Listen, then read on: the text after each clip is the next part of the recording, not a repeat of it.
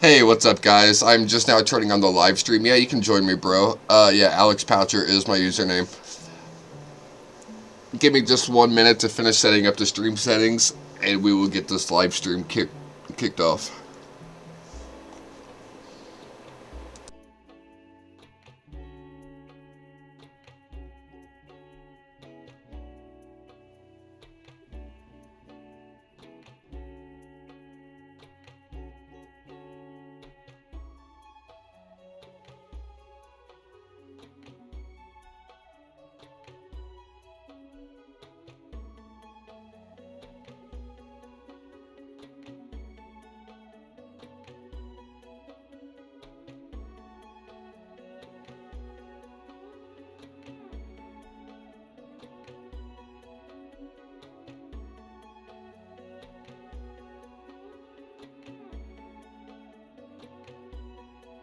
Alright, so I'm ready to go. I'm going to reset all these timers on the screen.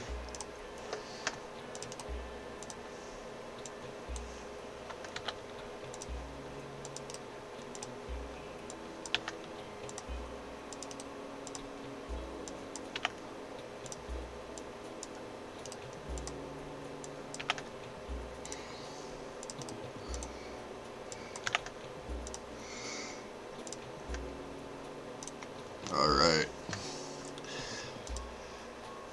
Hey, what's up, Sir Serious? Pandas, Xfinity Noobs, Ken, David, what's up, guys? So I'm just now turning on the live stream, about to do some gamma farming. I hope you guys come and join me. The more the merrier. How's it going, everybody? I hope everybody had a good day.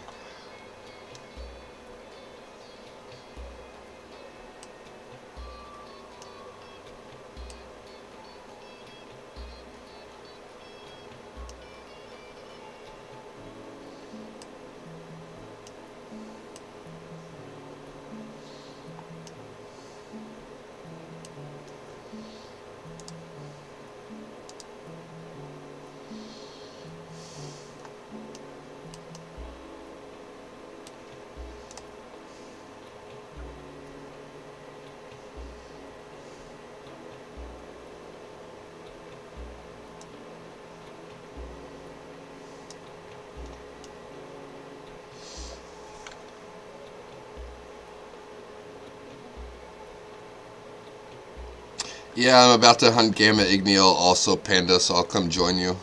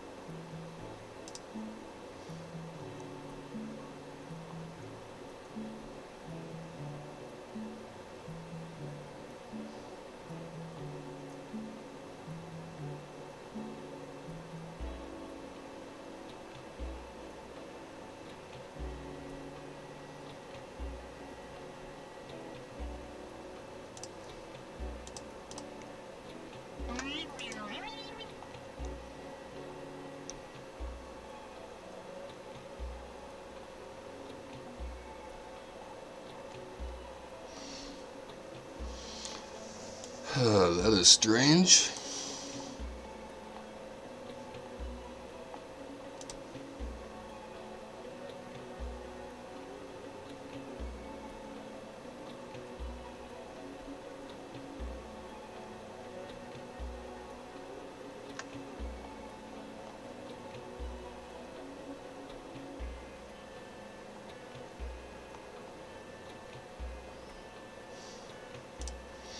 Oh, there it is.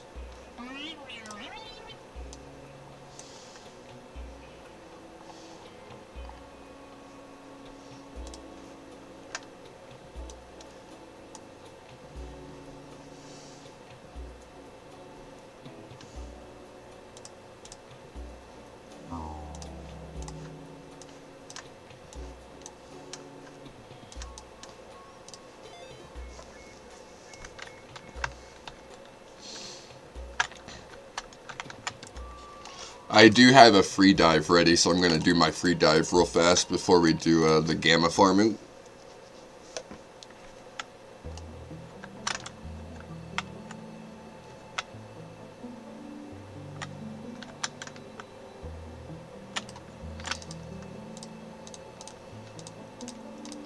Nice, that's a fossil I want to see.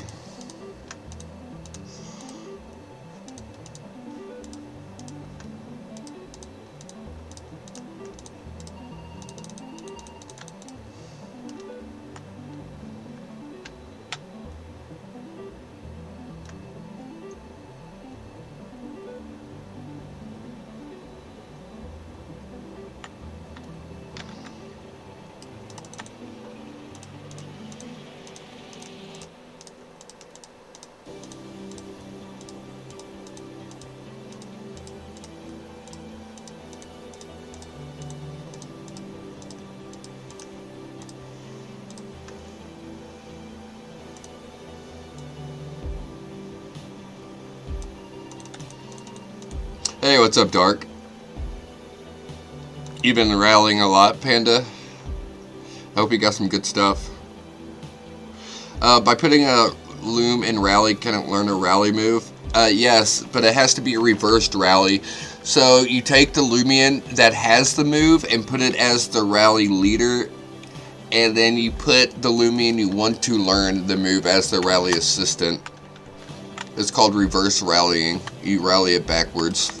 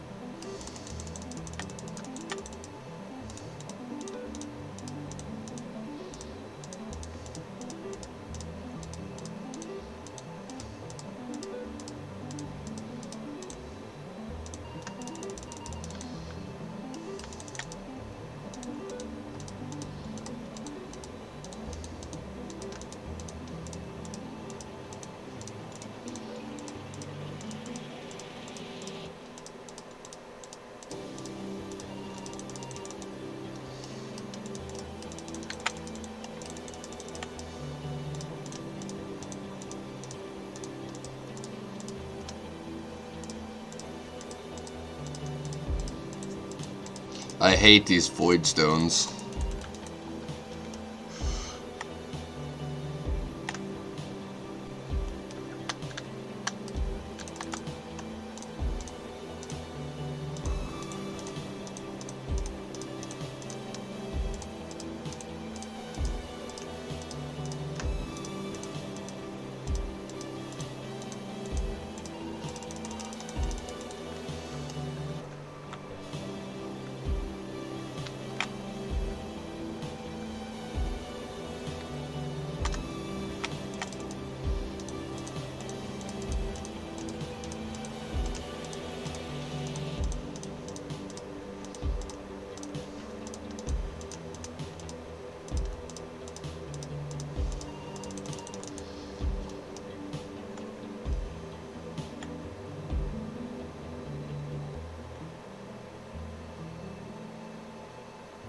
I always don't get the fossil things because it uses up too much of the blue thingy.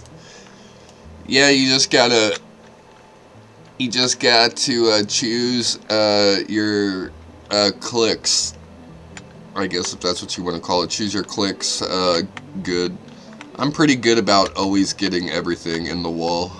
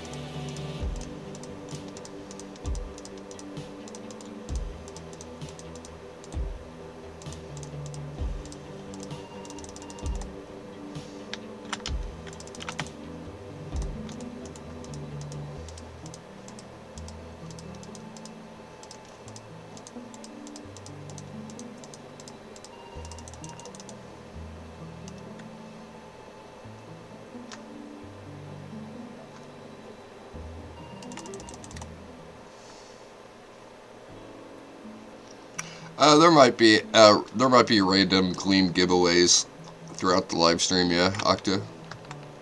There usually is.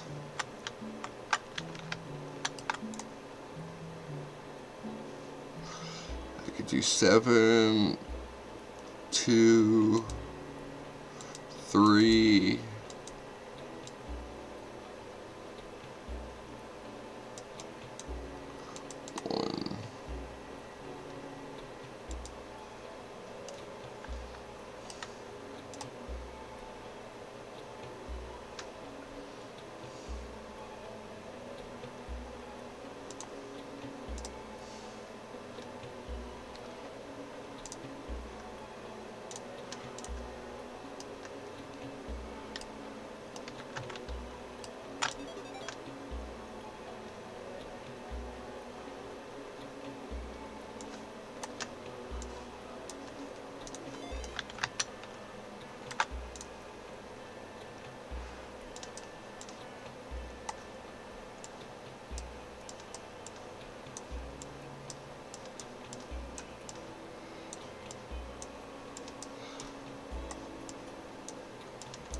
Last time I did this, I got a couple gamma fossils.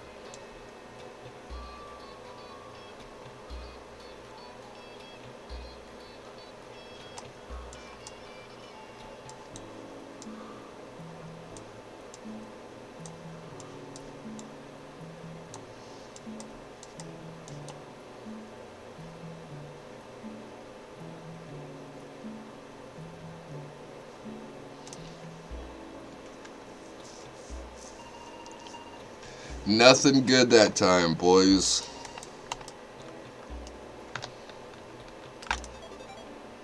Oh, crap. I hate when I do that.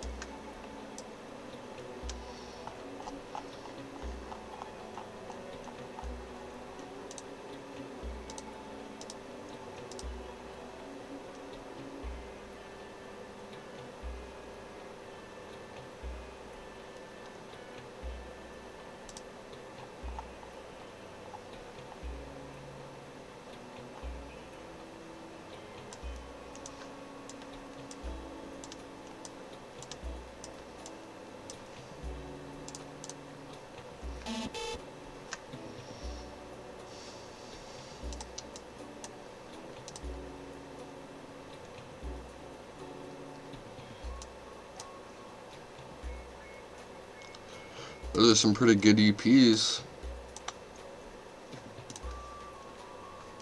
Let's check them for SA.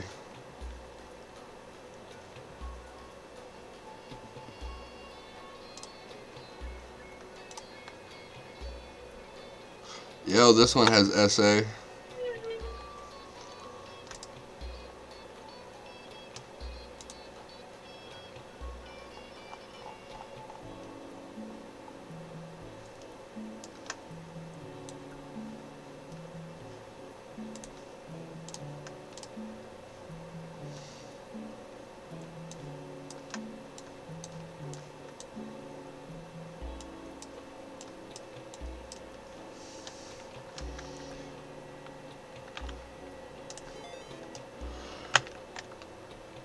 Alright, let's do some gamma farming now, boys.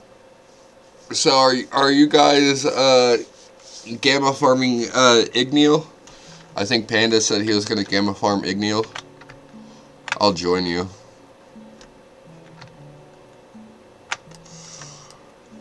Stop by Rally real fast.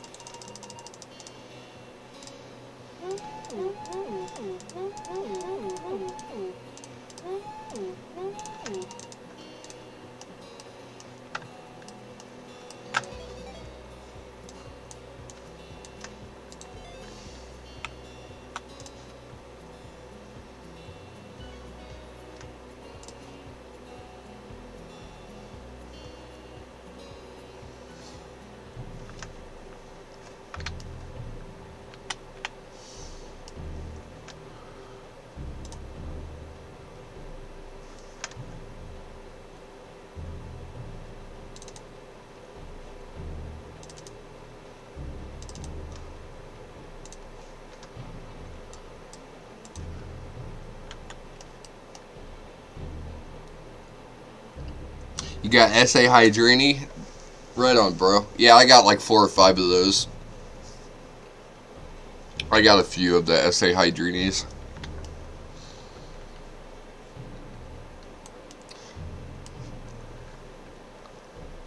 So if you guys want to farm Gamma Igneal, yeah, still hunting for Gamma Igneal. About to start right now. You guys can come join me inside of Igneous Hollow if you want.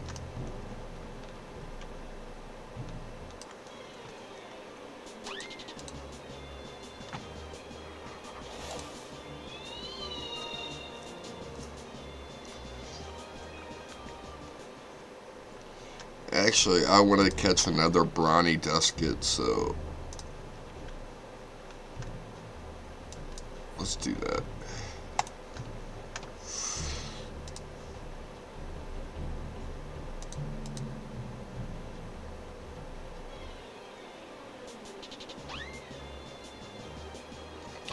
My username is in the description of the video. There's also a chat command, IGN. So, exclamation mark IGN. Later, sir, serious, bro.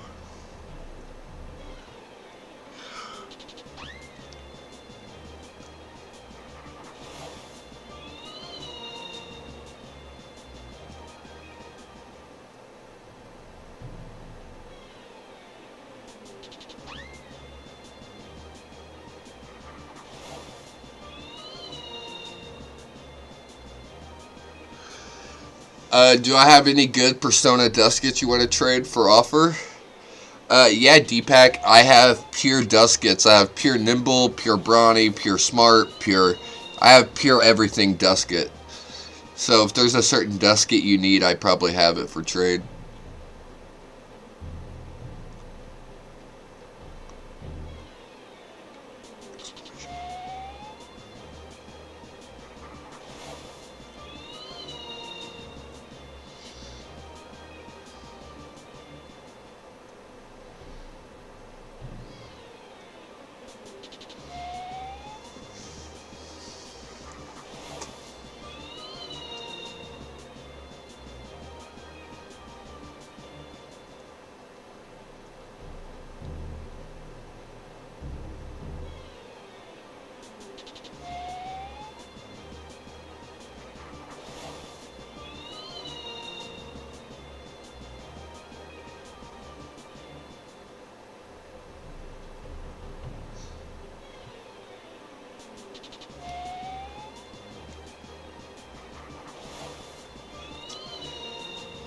Yeah, I can do that, Deepak.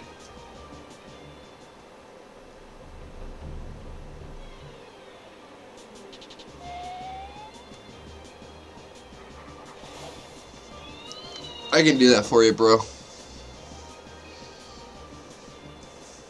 Yeah, I can do that for you, Deepak. No problem, bro.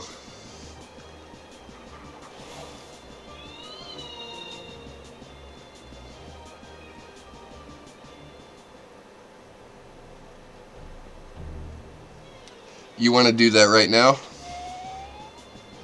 Do you want me to go to Trade Resort?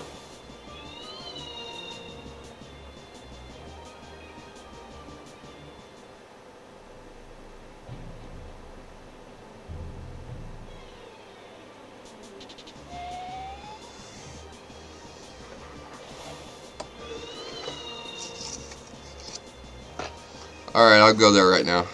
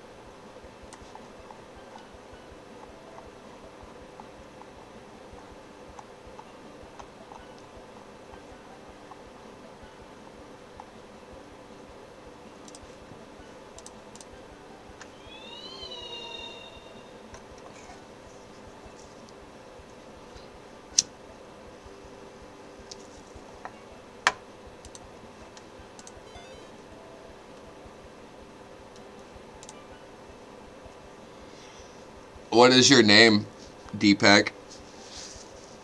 What's your name in game?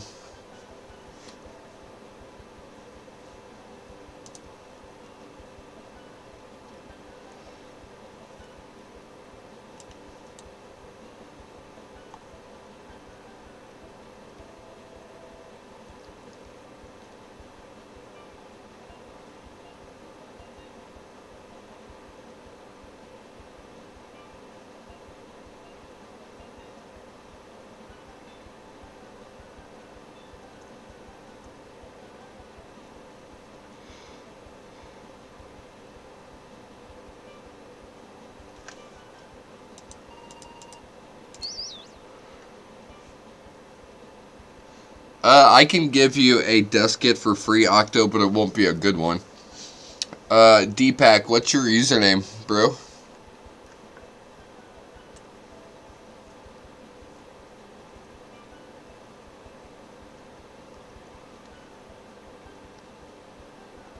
Oh, you said you were gonna give me 2 trees.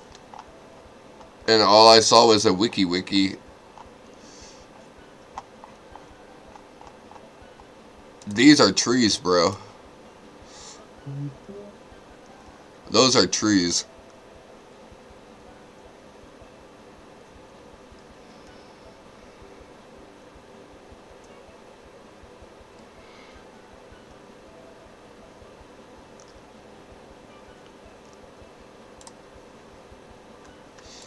I don't need a wiki or a chartiki. I don't need any of those.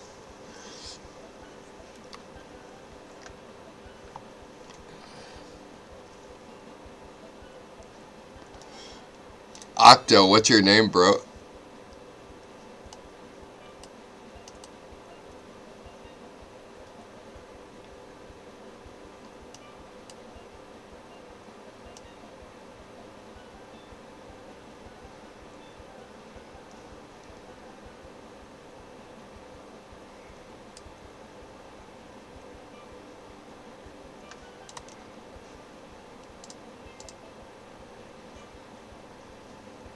Alright, your user is Octavius guy. Alright, give me just 1 second, bro, to finish this trade.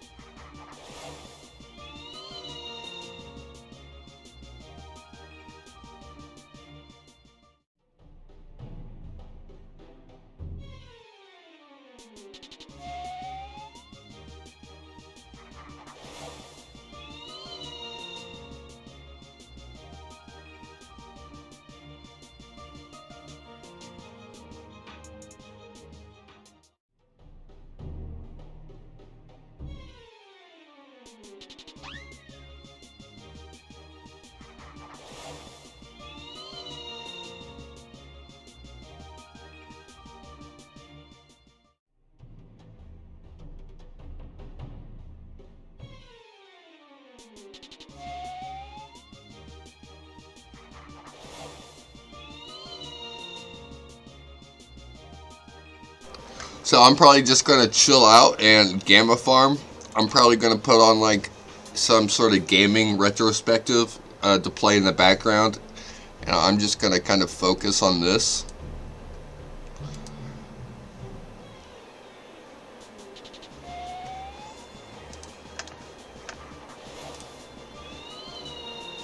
What should we listen to on the stream tonight?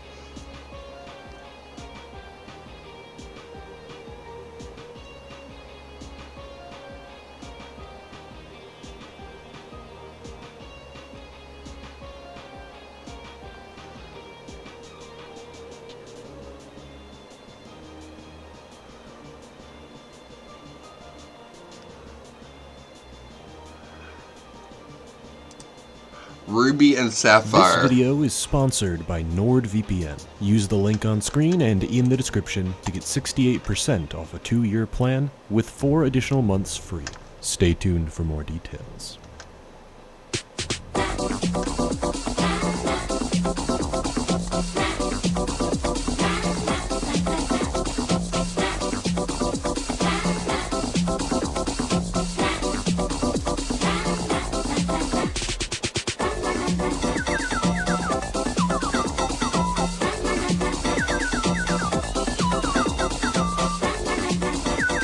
Pokemon Ruby and Pokemon Sapphire, only for Game Boy Advance, rated E for everyone. After Pokemon Gold and Silver, this franchise was unstoppable. Pokemon was a marketing behemoth, and Generation 3 was an absolute explosion. Alongside the ever-present toys, movies, and trading cards was a horde of ambitious spin-offs. This generation was the birth of the Pokemon Mystery Dungeon series, the Pokemon Rainbow Hey, what's up, series, Murda? and most importantly, I don't need a Metro. 3D Maybe someone in chat console does. Pokemon adventures across the region of Ore. This was my generation, the era where Pokemon captured me and likely many others. The root of that ambition tracing back to the mainline titles Ruby and Sapphire. Once again, there's a new region with new Pokemon, but a number of changes saw a somewhat noticeable shift in the direction of the series, which could be seen as either good or bad. I tend to think it was a favorable direction, but now I'm just getting ahead of myself. This video will be a little different. It is still primarily focused on the debut titles, Ruby and Sapphire, in order to get a more accurate picture of its flaws at the time. However, it will include a somewhat lengthy focus on Pokemon Emerald version after the broad discussion of the debut titles has concluded. In my opinion, this is the first sister release which radically altered its debut games, and those changes are big enough to warrant its own sizable chunk of the video. As usual, there will be no discussion of the remakes Omega Ruby and Alpha Sapphire. I plan to cover every Pokemon remake in one video at a later date. Let's take a dive into the Hoenn region, a Pokemon Ruby and Sapphire retrospective. There you go, bro. Now I'm on a Gamma Tremble just like you are.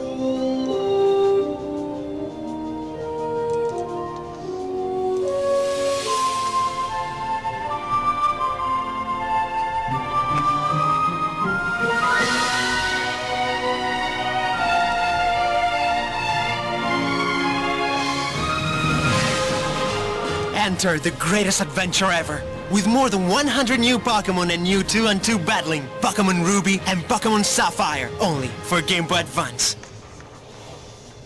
Hoenn is based on the Kyushu region of Japan, home to the production of major agricultural products, hot springs, an active volcano, and other hallmarks of a tropical climate. Kyushu is a sight to behold, one of the most beautiful regions in the world and a place I definitely want to visit one day. It was wise of Game Freak then to make that natural beauty a focus. Junichi Masuda talks about how he visited Kyushu during summer vacation when he was a kid, where he would dive into the sea and catch fish with spears, collect shellfish and crabs, go fishing with rods or with a net, go to the river to catch crabs and shrimps, catch sleeping fish in the river with hands at night, and go hunting for beetles. His view of Kyushu is one of a warm heart, of its people and its creatures, and so Hoenn's central themes revolve around the building of gentle relationships. People in Hoenn are quite caring. Rusturf Tunnel, which would more easily connect Rustboro to cities like Mauville, had its construction work cancelled after it began causing discomfort to the local Whismur. The residents of Four Tree City commune with nature amongst the trees. As its map description remarks, the people and the Pokemon of this city follow nature's cues to rise each morning and end each day. I think this image sums up the region best. People and Pokemon having fun on the beach, a trade yard just behind them, with the towering Mount Chimney in the distance. Nature is an ever-present force in this region, something you can never escape, and learning to coexist with it is the key to happiness. Many of the Pokemon in this region reflect this relationship with nature. Ralts is meant to resemble a small child, shy but empathetic. As it evolves into Kirlia and Gardevoir, it becomes more mature and elegant. It starts to resemble a ballroom dancer, and becomes even more protective of its trainer. Its Japanese name is Sir Knight as well, so there's probably some chivalry blurring of the gender barriers going on, but I'm not going to read too much into it.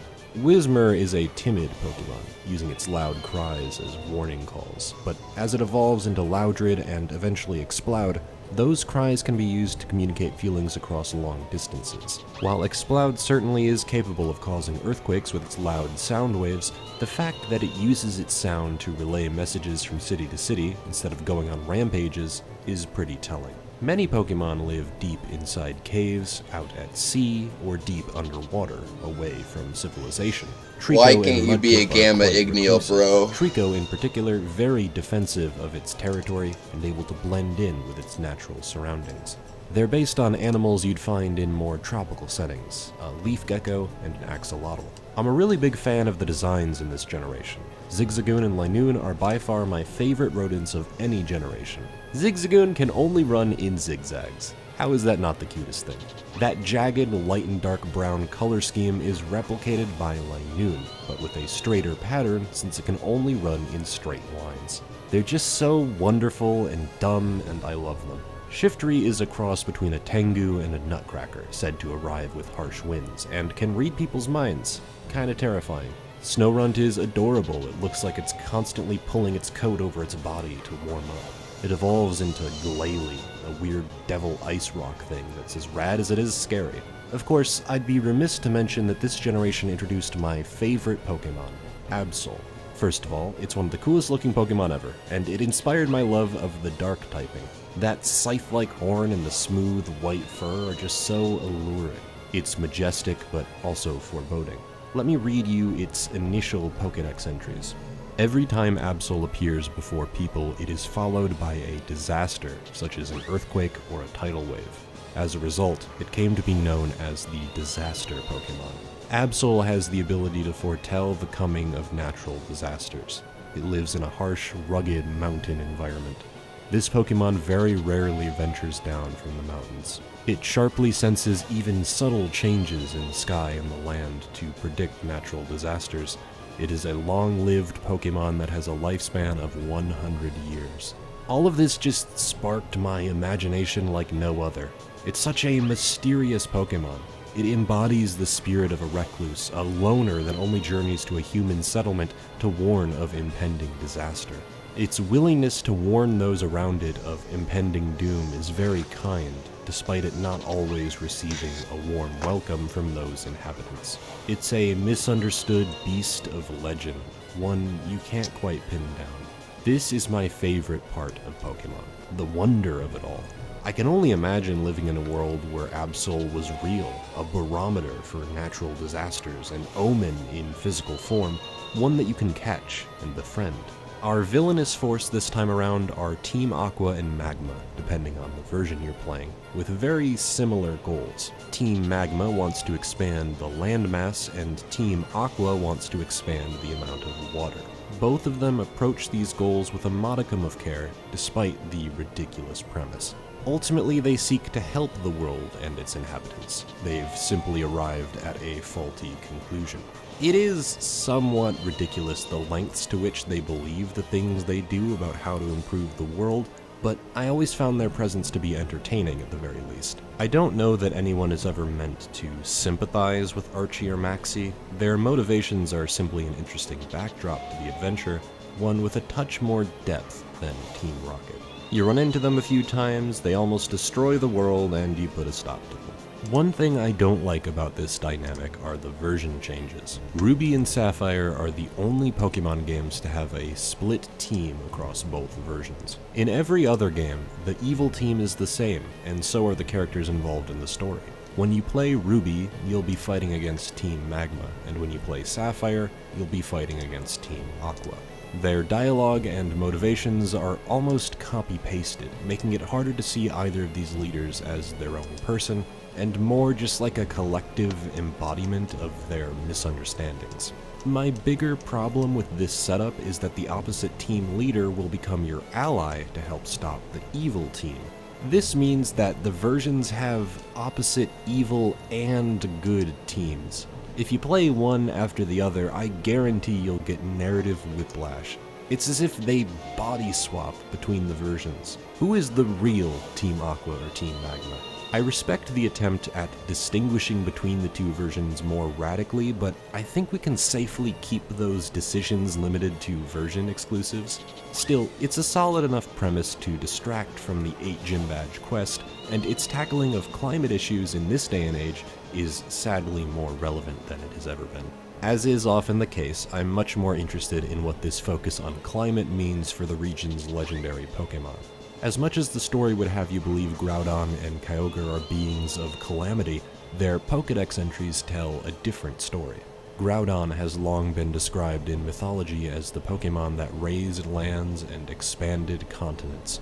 This Pokémon took to sleep after a cataclysmic battle with Kyogre. Groudon has the power to scatter rain clouds and make water evaporate with light and heat. It came as a savior to people who had been suffering from terrible Deepak, floods. go ahead. Kyogre has the power to create massive rain clouds that cover the entire sky. And I'm bring just about chilling, bro. torrential downpours. This Pokemon saved people who were Yo, suffering Pure from Mind, droughts. let's go. Kyogre is named in mythology as the Pokemon that expanded the sea by covering the land with torrential rains and towering tidal waves. It took to sleep after a cataclysmic battle with Groudon. Just as their capacity for destruction is highlighted, so too was their ability to help the world. They are opposite forces of nature, and though they often feud, they both must exist to preserve nature's harmony. I adore these box legendaries. They're some of the strongest the series has seen yet. They double as creation myths and forces of planetary calamity. I'm in awe of their ancient designs covered in sleek, colored plates with lines of power coursing through their body. Fitting with the theme of ancient legends hidden away to keep their tremendous power at bay, the Regi trio are fascinating. Regirock is composed of many different types of rocks and can repair itself by collecting more. Regice was frozen into being during the Ice Age and has remained deep in hiding ever since. It cannot be melted. Makes you wonder why it's still weak to fire types, but I'll let that one slide. Registeel is made of the sturdiest metal known to the world. Curiously, there isn't much actually known about them. They were locked away years ago, but for what purpose? None can really say.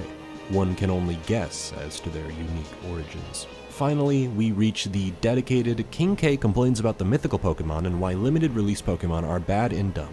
This particular case hurts a lot because we're talking about one of my all-time favorites. Shawchi is so cool. It's like a genie in the lamp mixed with a fortune teller. It will grant people wishes, with the caveat being that it sleeps for thousands of years and will grow restless at the sign of danger. It's elusive in a very exciting way. I love its star-shaped design, I love its color scheme, I just want to hold it in my hands, and it's a Pokemon you can't get in-game without an event. Even more crushing, Deoxys is an organism birthed from a space virus that can shape its body into any form it wants. This one is particularly brutal since you can visit the Moss Deep space station, and it almost feels like the game is I am going teasing to you server about it, hop. especially in Emerald. As a kid, I was absolutely convinced this space station meant something. If I'm you gonna did this, server that, hop. or the other thing, you'd be able to fly the rocket into space and encounter Deoxys. Basically my version of the Mew under the truck theory. That in and of itself isn't necessarily bad, it's part of the curiosity and wanderlust only this series could have provided. However, since it isn't available in-game and only through a limited time event, I never got to go out into the world and find it like I did with the Regis. The Regis had it right, they made you figure out how to read Braille so you could perform an elaborate set of commands to open the door to their caves. It was really cool. Shawchi and Deoxys have cool lore, but they may as well not even exist in the generation. This problem is only going to get worse as the series goes on. You haven't even heard the worst of me going off about this trend. Once again, Japan reigned supreme in this sense. While there were American events, it took quite a while for those events to reach Europe and other countries, and the majority were still in Japan. If only there existed a way to eradicate regional barriers back in the day. Thankfully, nowadays you can use NordVPN. Regional barriers? Gone. With a single click, you can exist in any country on Earth. In terms of your internet connection, anyway. NordVPN works even in countries like China, where internet freedom is but a myth. There's no data logging, so your internet service providers can't get hold of your private information. Best of all, if you're not sure, you can always try it out with a 30-day money-back guarantee. And right now, to take advantage of a limited Black Friday deal, get 68% off a 2-year plan plus 4 additional months free. Go to nordvpn.com/KingK or use the code KingK at checkout. It's risk-free with Nord's 30-day money-back guarantee and a great gift for the holidays. That's nordvpn.com/KingK. Get the Black Friday deal before it ends. May Shawchi and Deoxys always be... Hey, what's up, the monstrous god? I see you typing to me in chat. Game Boy Advance.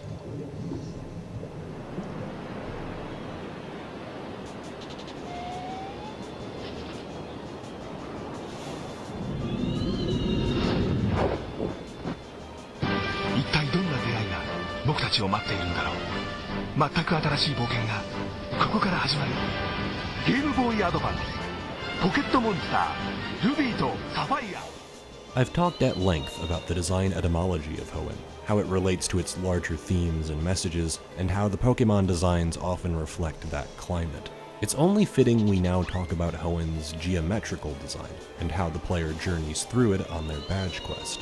I don't know that enough credit is given to Hoenn's landscape design, how seamless it is to get from place to place. Your journey is sort of a spiral out from this midpoint, perpetually in circles until it all fans out into the ocean.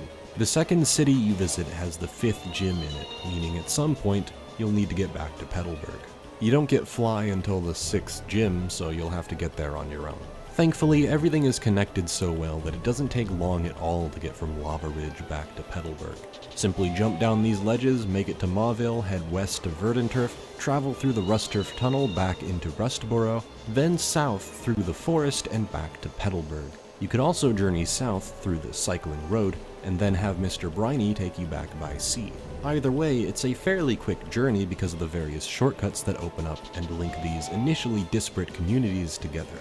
It's such a fun region to explore, closing back in on itself in a way almost akin to finding a shortcut in Dark Souls. It narrows out once you get Surf, but as soon as you reach Moss Deep and obtain Dive, the ocean is yours to explore in its entirety.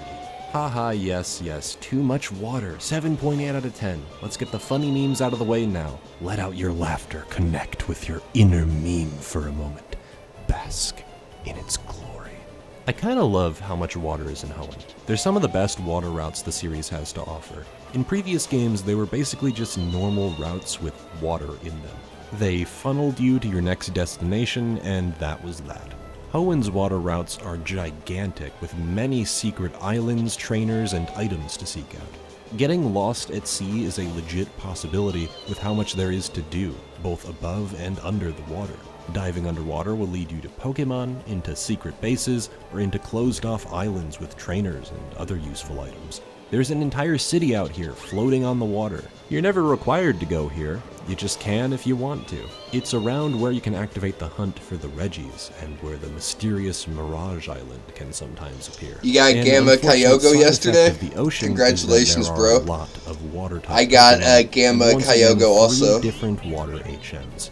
Dive replaces Whirlpool, and while it's a better move than Whirlpool, it's just a weaker version of Surf that takes an extra turn to damage the opponent. I have to save this rant for one more video. We are not yet at peak HM annoyance. The abundance of trainers on the water routes can get a little exhausting since they all pull from the same selection. Congrats, bro, on getting your first Gamma though, dude. That's pretty dope. To deal with them. GG. Team Aqua and Magma Grunts have the same problem Rocket Grunts had, where they use a lot of Poochyena, Carvanha, and Zubat. Get ready to see a lot of those specific Pokemon.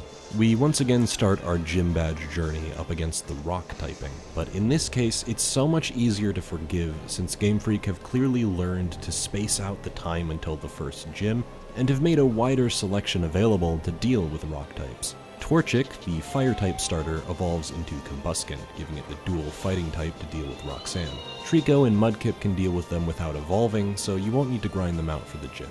If you don't want to grind evolve your Torchic though, Shroomish is available in the forest, and Lotad is available for Petalburg. You can also catch C-Dot, but I'm not a big fan of using it early game. This is the first game in the series where you must challenge every gym leader in order. There's no freedom to be had. But thanks to the design being backtrack friendly, I don't find this to be as annoying as it could have been. Plus, since there's a set order you'll fight the bosses in, level scaling works so much more naturally. The leaders themselves are pretty hit or miss in their difficulty. Norman, Winona, and Wallace are quite challenging. Norman's Pokemon pack a ridiculous punch, armed with the bulk to survive multiple hits. Slacking generally is a monster of a Pokemon, even with his Truant ability drawback making it so he can only attack every other turn. The gym itself is built around stat rooms, where the trainer will focus on raising a specific stat.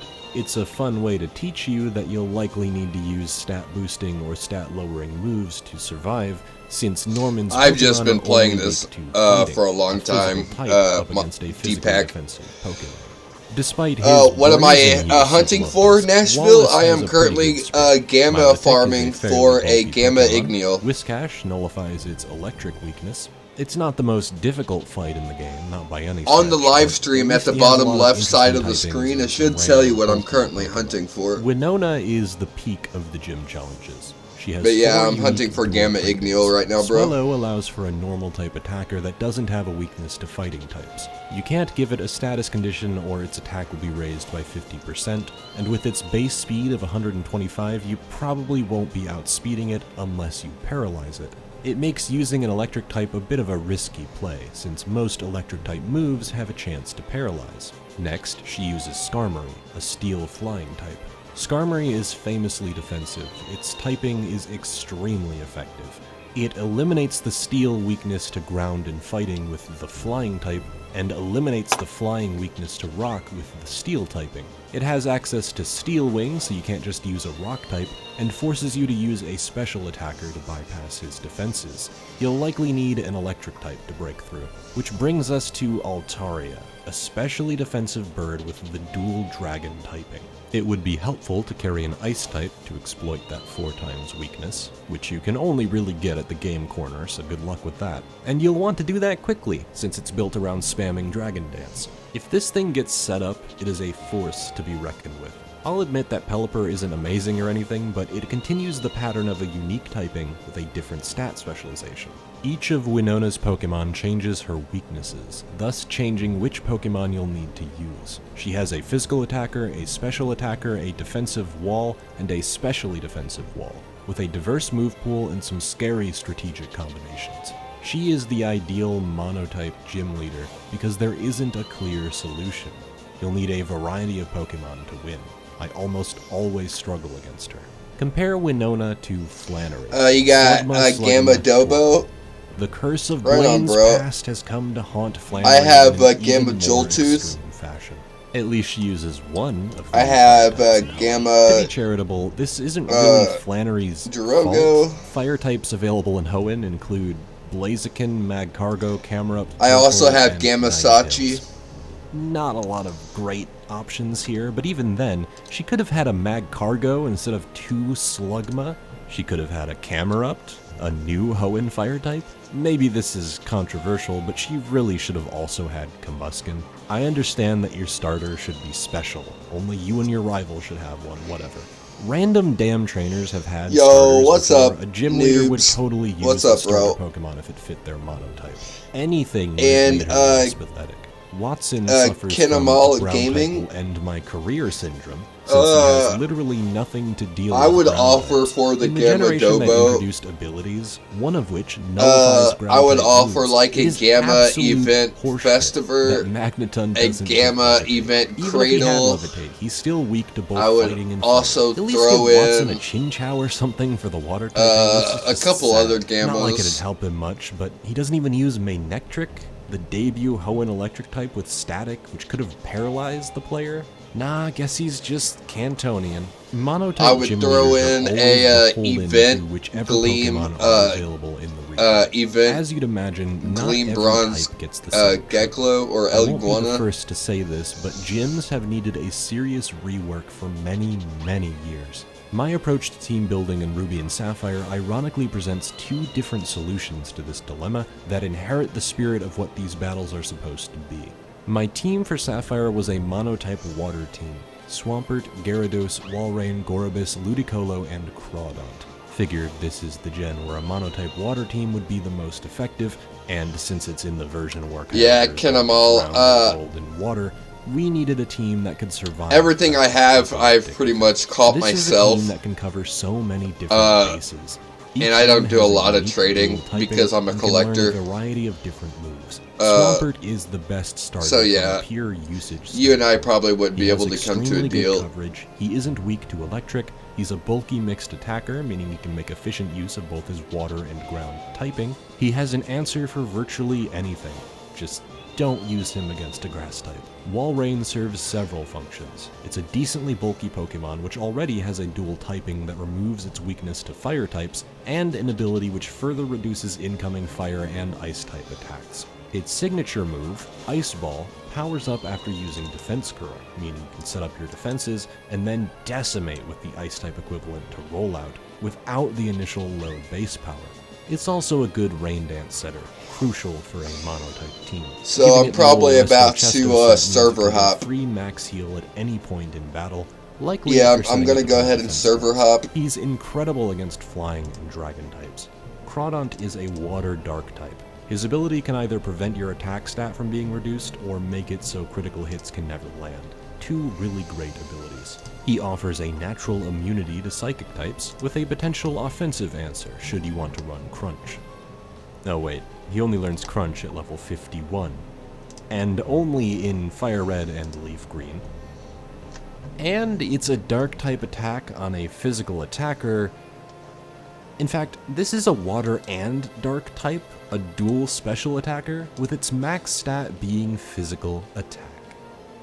You know, now that you mention it, the Walrein line, introduced in Ruby and Sapphire, can't even learn Defense Curl naturally in its own game, which is a core feature of its signature move.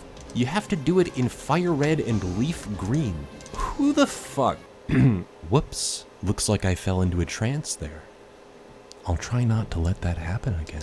Gyarados is just a solid pick, with access to a wide variety of moves, and Intimidate as an all-around amazing ability. I server hop when I feel like my It's RNG bulky enough isn't to too survive good. special attacks, even with its electric 4x weakness. I don't think I need to even explain why Gyarados Yo, is what's good. up, Gyarados was a nice Zartveer? surprise. What's It's up? got a decently high special attack and Zartveer? an incredibly powerful move, even if it unfortunately I'm doesn't just get gonna call you spared. Z. What really surprised me about Gorobus, though, was What's that up, it Z? learned Baton Pass and Agility.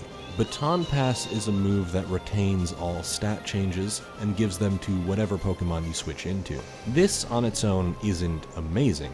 It's not a particularly fast Pokemon, nor is it all that bulky. However, its ability Swift Swim doubles its speed in Rain, which synergizes wonderfully with a mono water team. Rain Dance is crucial to the core anyway, we're going to be using it all the time. So not only is Gorobus a great special attacker, it can set up with Agility and Swift Swim, using Baton Pass before it dies to give the next Pokemon a ridiculously high speed stat. This works wonderfully with Crawdont, who can learn Swords Dance but has a low speed stat. Call you All of deep? a sudden, Crawdont turns into a sweeper, one with Alright, Brick deep. Break and Aerial Ace. Finally, we have Ludicolo. It can learn Swift Swim, but it also learns Rain Dish, which restores HP every turn during rain. Pairing this with Leftovers, which restore HP every turn, Giga Drain, a powerful stab move that restores HP, Dive, a usually useless move that gives Ludicolo an extra turn of natural HP recovery, and Toxic, which badly poisons an opponent, doubling in power every turn it's poisoned. I don't think I need to say anything else. This is a monotype team done right. It has a ton of synergy, covers a bunch of different types and stats, and was a pleasure to use throughout the game. There were unique struggles, unique victories. I loved using this team despite some of the underdog picks like Gorobus. Even without monotype teams though, a gym leader could center around a separate theme, My team for Ruby was a sunny day team, a perfect fit for an apocalypse with eternal drought. Torkoal, though he unfortunately does not yet learn Drought, is a defensive fire type.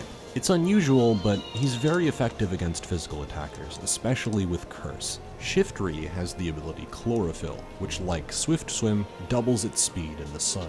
It doesn't learn a ton of moves, but it gets Fake Out for the first turn flinch, Giga Drain for HP recovery, Feint Attack and Shadow Ball for coverage. Blaziken is a solid all-round pick. Mixed attacker typing, access to a variety of moves, you know why Blaziken's good. Golduck has the ability Cloud9, which ignores all effects of weather conditions. While he may not get bonuses for being in rain, our team doesn't want to be in rain anyway. Ever. For any reason. So you can ignore all effects of the weather, including the 50% damage decrease to water-type moves while in sunlight. One of the side effects to basing a team around a weather effect is that your opponent can make use of it as well. Not only are there almost zero fire types in Gen 3, you can now use Golduck to get rid of them. Claydol is here for a similar reason. It's a good wall with access to Calm Mind, all that good stuff, but it's also weak to water, which is weakened by 50% in sunlight. Finally, we have Castform, a unique Pokemon that changes its form and typing depending on the weather condition. This is our Sunny Day setter. He'll gain the Fire type in sunlight for one thing. He can learn Thunderbolt and Solar Beam for amazing coverage, especially considering Solar Beam doesn't need an extra turn of charge in sunlight. Weather Ball, though, is the signature move. It will take on the typing of whatever weather is currently in effect. Water for rain, rock for sandstorm, ice for hail, and fire for sun. It's a 50 base power move with the potential for on-the-fly stab depending on which weather condition is in play, and it upgrades to 100 base power in any weather condition. Castform is a Pokemon I've never used before. I always took a glance at its stats, its weird gimmick, and ignored it. Under the right team setup, though, this thing is a monster. Once again, this team struggled and triumphed at different points. I played Ruby and Sapphire Deep, congrats on the Pyrmine, bro. Teams, and it wasn't draining in the slightest. Both teams gave me a completely different experience. This is always the answer I give people when they ask me how I can keep playing Pokemon over and over and over again. Team building is the best part of Pokemon. Full stop. There are endless combinations, endless synergies, endless favorites to discover. Gym leaders could do the same. They don't have to be limited to one type, and even if they are, there's so much more you could do with the monotype than these games are willing to. And this problem only ever gets more tiring with time. I'm not saying they need to use all the best moves or all the best Pokemon. This doesn't need to be a damn Draiano hack. I would just appreciate more interesting and varied boss fights centered around different themes, even if the theme is very loose. That's all. Steven Stone, the champion, is a great example. For a Pyrmine? No, it's not. Throughout the globe looking for you want either a pure nimble one or a pure smart one for Pyrmine? And ground types in his arsenal. Two of those are you could also run a sluggish one if you don't want to evolve it to Ferroglyph and you want to run a Bane of Haste Pyrmine. It gives him a variety of strong options. But Hyper Sluggish is not good. It makes Steven a really memorable and unique final boss encounter, a massive step up from this stick in the mud. Your rival, Brendan or May, depending on your gender, is unfortunately not much of a threat. I've always found them pretty milquetoast. Their team just flat out sucks. Hyper Sluggish might be good if you want to run a Bane of Haste Pyrmine. Wally, who should have been your actual primary rival, is a much more interesting character. He has an unexplained... But I personally wouldn't run it. Clean air, falling pretty nicely in line with the... I'm not a big fan of the Bane of Haste setups. Wally's illness means that he can't progress at the same pace as the player, even though he desperately wants to train Pokemon. Despite his many setbacks, he meets you at Victory Road with a really cool team. It's not the most powerful team, but it's a team he got to make. He caught Ralts during the catching tutorial, and now he's trained it up to a Gardevoir. He's got Roselia, Delcatty, Altaria, and Magneton. It's a wide range of types, a pretty good team, one which he managed to pull together despite his illness. It really sucks he couldn't have been the focus. He barely shows up, making his Victory Road appearance feel kinda unearned. His story also mirrors Brendan and May's story in the sense that they're not hardcore battlers with a team of super strong Pokemon. They both just want to get out there and train Pokemon. Wally could have filled all those roles with the added benefit of struggling with his illness. He braved so much to make it to Victory Road. It's commendable. A feel-good story.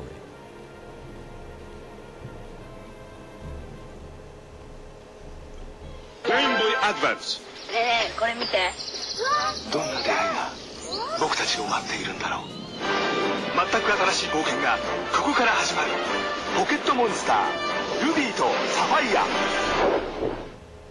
Hoenn brought with it a few additions to the battling formula in the form of natures and abilities. Natures determine which stat your Pokemon specializes in and which one it has a weakness in. Bold Pokemon have increased physical defense at the cost of decreased physical attack. Jolly has an increase in speed at the cost of decreased special attack. Abilities give your Pokemon an extra effect. Levitate gives your Pokemon an immunity to ground-type attacks. Intimidate lowers the opponent's physical attack by 1 stage.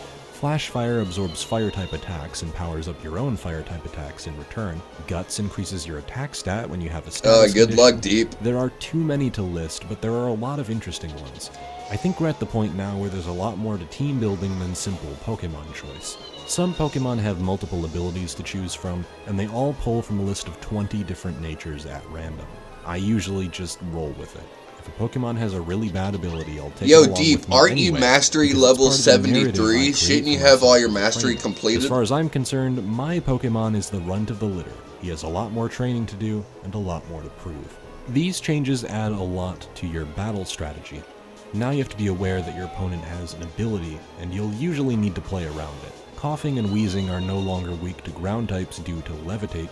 Carvanha and Sharpedo do damage to Pokemon that make physical contact with Rough Skin. Wobbuffet's Shadow Tag prevents a Pokemon from switching out of battle. Not only will you be up against all new Pokemon, they'll have abilities you'll need to work out. All of the existing Pokemon have been given abilities as well, adding not only to the possibilities you'll see in combat, but to the possibilities you'll have for team building. Will you raise a gang of underdog misfits or a battle-hardened team of all-stars? The choice is yours. A more subtle addition was that of the effort value system, where you can raise a specific stat by battling. When defeated, you earn a couple effort values in a single stat. Whismur will give you HP EVs, Poochyena will give you attack EVs. Do you have the roaming Although this system Game is Pass, more or and less are you hidden, using a I really roaming like boost? how much it contributes to the silent narrative of your Pokemon selection. If you aren't rigorously That'll EV definitely training, help your Pokemon speed is going up to the specialize in catch. stat based on what Pokemon he's fought. They learn from the Pokemon they're pitted up against. This is similar to the individual value system, which is locked when catching a Pokemon, where some stats will be inherently better than others by default. Think of the possibilities for personalized team building. Even if your team is the exact same as someone else's, you'll have a different experience. Maybe you'll live an attack that definitely should have killed you because you had a defensive nature with an abundance of defense IVs. Maybe you defeated an enemy you wouldn't have otherwise due to your attack nature and attack EVs. Through this process, you'll grow closer to these monsters and gain new favorites. However, there have to be good options in the first place for this to work effectively, which is why I like to examine the balance of available Pokemon, when they're available, and how well designed they are. Unfortunately, there are still many problems to cover. The Dark type gets shafted again in several ways. The Carvanha and Poochyena lines are physical attackers, even though their typings are special. Absol is heavily attack-based. My favorite Pokemon can't even make use of its damn Dark typing. You might say that not every Pokemon needs Stab. It might have good coverage, a good ability, what have you. I would agree, but I also think the type as a whole needs a wider degree of solid options. Otherwise, it feels like you're kneecapping an entire typing for no good reason. Cacnea and Shiftry do pick up the slack a bit, and they're available somewhat early on, but I really expected to have some better choices. Both of their best Dark-type moves is Feint Attack, 60 power. Why do all the damn physical attackers learn Crunch? It's so aggravating. Sharpedo If doesn't there have was an awful special option attack or anything. in game 95's where you nothing could to buy sneeze at, charms but for and what gift them to purpose is people, his I would buy physical you the attack charm. 120. Just switch those around. You can still run Slash and Earthquake for coverage and then run Crunch and Surf for stab, but it just has to be awkward, doesn't it? Though this is the generation of water types, I don't know that it excuses just how pitiful the fire type selection is. You know, the starters are the core 3 types, fire, water, grass, and it seems like fire as a typing is treated so much worse than the other two. There are so many solid water types in Hoenn, Swampert, Ludicolo, Milotic, Walrein, and that's not even counting the returning water types like Kingdra, Gyarados, Starmie, Tentacruel. Grass types get Sceptile, Ludicolo, Shiftry, Breloom, Cacturne, Cradily, plus the returning Vileplume line. All of those mentioned are either decent or great Pokemon. So many options there for team building. If you want a fire type, well, you've always got Blaziken. Really good firefighting type mixed attacker. Camerupt, who's 4 times weak to water types in a generation infested with them. Magcargo, also 4 times weak to water. Torkoal's pretty cool, very defensive, I've always liked it. Ninetales is available after the 6th gym and still has all the same problems it's always had. Could you not have just given us Houndoom, please? Or Arcanine? Even Magmar would have been nice, have mercy on the poor type. I will always champion having a variety of options and condemn an imbalance of options. I know it makes sense that there would be less fire types in Hoenn, but that just means you need to make the small selection a solid selection, and Hoenn didn't even accomplish that. Aside from that, it feels like there's a healthy amount of use of most of the types throughout the game. Despite the abundance of water types late game, you don't see a whole ton before that point, so it's not like they dominate the region in terms of power. Gardevoir is a great new psychic power. I have a little bit of money. Medicham is a really cool new fighting psychic type. Flygon and Altaria are 2 of my favorite dragon types. Altaria in particular has always been really fun to use in any playthrough. I enjoy using dragon types that aren't pseudo-legendaries. It diversifies the typing, so now you can pick a dragon type and it won't absolutely crush everything in your path. Salamence does still exist though, don't worry. Well balanced as these new 135 are, there is one pervasive problem that cripples a few Pokemon in particular. Generation 3 introduced double battles. Each opponent would now send 2 Pokemon out instead of just 1. Game Freak did not seem to have a lot of confidence in this feature. In Ruby and Sapphire, the only required double battle is against Tate and Liza. Every other double battle in the game is voluntary. When you walk past a double battle, it won't automatically trigger, so you could theoretically go the entire game without having a double battle until the 7th gym. And it's just weird. I don't get it. I really like double battles. It adds a new dimension. This is the longest I've ever went, I think, without getting either an alpha or a gamma gleam. Maybe they have protect. There's something definitely going on. I've been farming for about 50 minutes and not one encounter. Helping Hand was introduced for this very purpose, powering up the attack. Yeah, I'm about to server hop. Pokemon like Plusle and Minun were built for double battles. They both learn Helping Hand, their abilities power each other up, it's really cool. Volbeat and Illumise are similar, as are Solrock and Lunatone. Except, the funny problem is, you basically never engage in double battles, so why would you ever use these Pokemon? At least Solrock and Lunatone can function on their own, but the other ones are built to be allies in double battles, and are crippled because they almost never happen. It's even more painful because Minun is one of my favorite Pokemon, and I never want to use him because he can't play to his own strengths. It's so ironic that double battling is the official Pokemon competitive standard, and yet has never been widely adopted by Game Freak. Contests have been introduced, as well as contest stats. Each move has a contest stat like Cool or Beauty associated with it for contest use, and each Pokemon will specialize in a set of contest stats. I think this is a really cool addition for players that like to collect more than they like to battle. It's not a difficult side mode, you basically just need a Pokemon with a lot of the same contest stat moves. You'd probably bring a lot of beauty moves into a beauty contest, for example. Moves do have unique secondary effects in contests. Leer can stop the crowd from getting excited, Rage can be used more than once without boring the judge, since you're encouraged to use different moves each round for more points, Mean Look causes nervousness. A lot of ordinary moves become very useful in contests, and I think it's cool that you can build a Pokemon specifically for contest domination. Unfortunately, there's really no in-game incentive to do this other than the player's own satisfaction. The win condition is still battling-centric. Which makes complete sense, by the way. I'm not suggesting that there would even be a way to make contest participation a win state. You'd basically be ignoring how everything is primarily framed. The story, evil team, trainer battles. It's a fun side attraction that I wish had more of its own satisfying narrative to it, and that's all. Ruby and Sapphire have a lot going for them, obviously. They're a fantastic step up from Generation 2 in many, many ways, despite a few stumbles here and there. But what if I told you this isn't even their final? I would gift you the charm, but there's no way to do it. That's what I was saying. I was saying if there was a way to gift charms or game passes, I would gift it to you. But there's just no way to do it. ルビーサファイアそして第三の冒険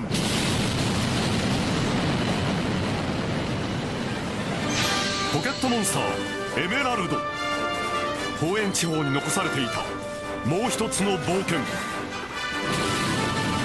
そしてバトルフロンティア戦略を駆使してバトルドームやバトルチューブなど7つの施設を全て勝ち抜け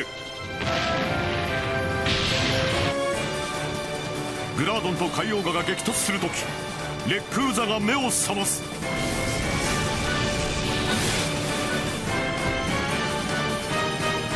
ゲームボーイアドバンスポケットモンスターエメラルド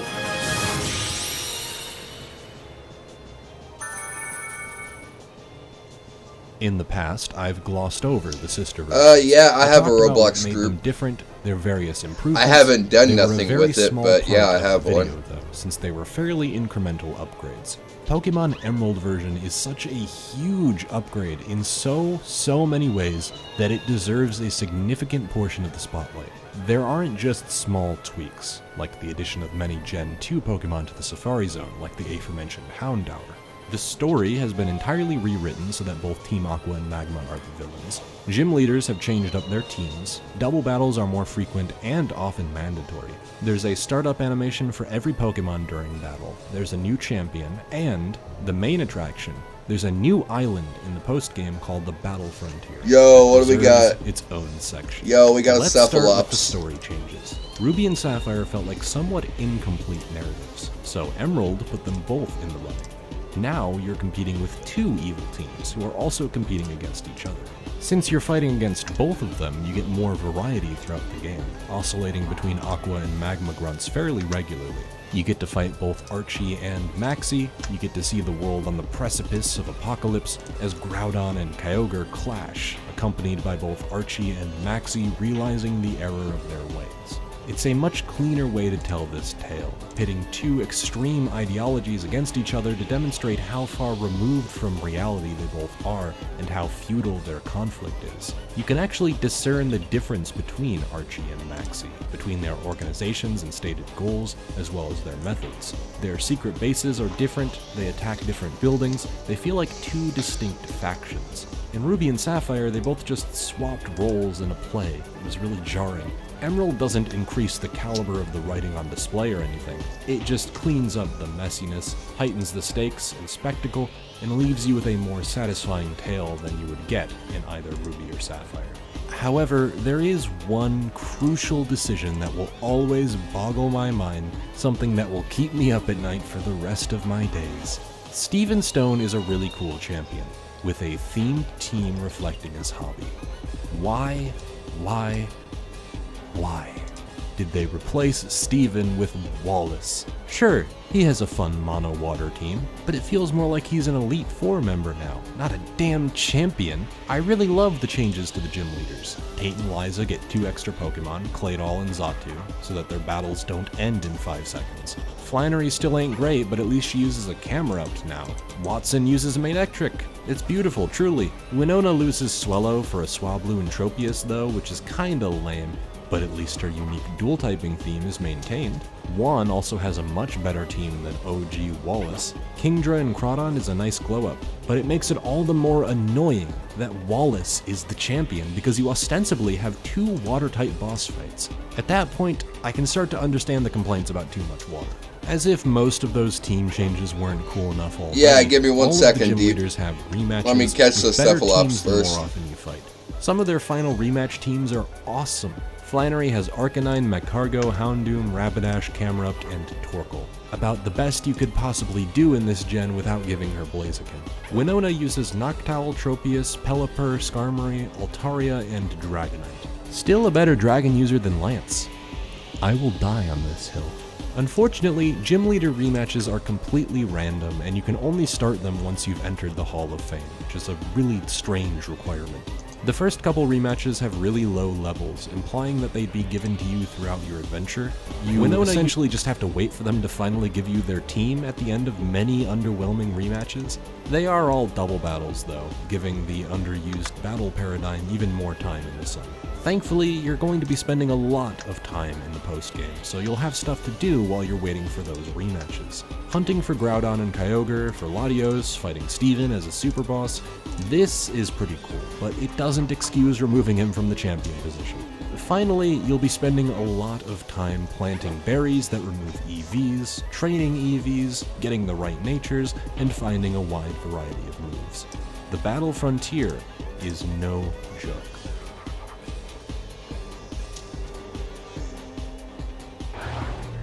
You've mastered every Pokemon move. Sleep powder. Rock throw. Confuse ray.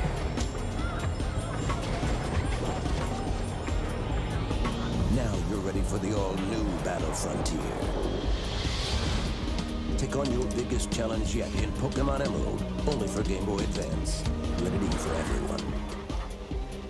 The Battle Frontier is a post-game island the player can visit after conquering the League Challenge, one that houses several facilities that further test your mettle. In the main game, you don't even need to know that EVs exist. You'll never pay attention to natures, and you'll pick your favorites. For the Battle Frontier, though, that is insufficient. This island is for aspiring masters. You're practically required to EV train, and you'll need a team of all-stars to contend with the best that Hoenn has to offer. All of your opponents will be using competitively viable sets with maxed out EVs and interesting synergies. Compared to the hit-or-miss difficulty of the main game, the Battle Frontier feels like a completely different ballgame. I constructed a team of the absolute best: Swampert, Salamence, Gardevoir, Breloom, Dusclops, and Lanoon. Granted, Lanoon was just there for moral support, but he's thankfully very good at being cute. You need Pokemon that can hit hard. Swampert and Gardevoir are my special attackers, whereas Salamence and Breloom are my physical attackers. They have really good coverage, I can hit practically anything. Dusclops then is defensive. He's there to inflict status conditions, and to use Nightshade for fixed damage in the rare case where we have absolutely no solid offensive options. I put in the time to grow the necessary berries to reset their EVs and exterminate the local Corphish, Spinda, and Wingull populations just to meet the baseline requirements to obtain the symbols. I completed my team of champions and went on to challenge the Frontier Brains. The Battle Frontier has This Cephalops is taking way too long to catch. In a unique way. We'll start with the simplest of them all, the Battle Tower. What you see here is what you get. Fight 7 trainers in a row and record your streak. The Battle Tower is no-nonsense Pokemon battling. Either you're up to the challenge or you're not. Enemy Pokemon will have berries that cure status effects, berries that increase stats at low health, leftovers. They will always have a useful held item, often paired with a set of moves that synergize well together. Rest and Chesto Berry, dubbed as Resto Chesto, is fairly common amongst attacking Pokemon. So too is Persimberry Petal Dance, nullifying the confusion side effect that comes with Petal Dance. Hang on, I gotta buy like 5,000 Robux real fast. Hang on, guys. Battles I had to claw my way out of with superior strategy. Milotic is a beast of a water type. Surprising bulk, great move. 11,000 Robux for $100. Let's do it. Ice Beam, 4 times effective on Salamence. Surf, neutral stab on Swampert, and has Mirror Coat to reflect any attacks it's weak to, like my Gardevoir's Thunderbolt. Dealing with Pokemon like this was exhilarating. It's such a rush to win against actually competent teams. Of course, a lot of the early trainers in the Battle Tower are made to be easy, so the difficulty can ramp up naturally. Even then, you'll still run into the occasional would-be fodder that can potentially wipe out one of your team members and put you in a precarious spot. Since you can only bring 3 Pokemon with you, the battles progress at a steady pace. If they're overstaying their welcome, it's probably a pretty intense battle anyway. Nothing can better exemplify the strengths of the Frontier than the Frontier Brains, in this case, Annabelle. Her Silver Symbol team alone is terrifying. Alakazam with the Elemental Punches and Bright Powder to lower accuracy, Entei with Fire Blast, Calm Mind, and Roar to force a switch, and Snorlax with Belly Drum, Yawn, and a Quick Claw for a devastating offensive wall. I needed a very sound strategy to win this battle. Ice Punch would obliterate my Salamence, meaning I'd have to switch into my Dusclops, since it was much better than Swampert at taking hits. From there, I'd confuse it, poison it, take the Synchronize hit, and whittle it down with Nightshade.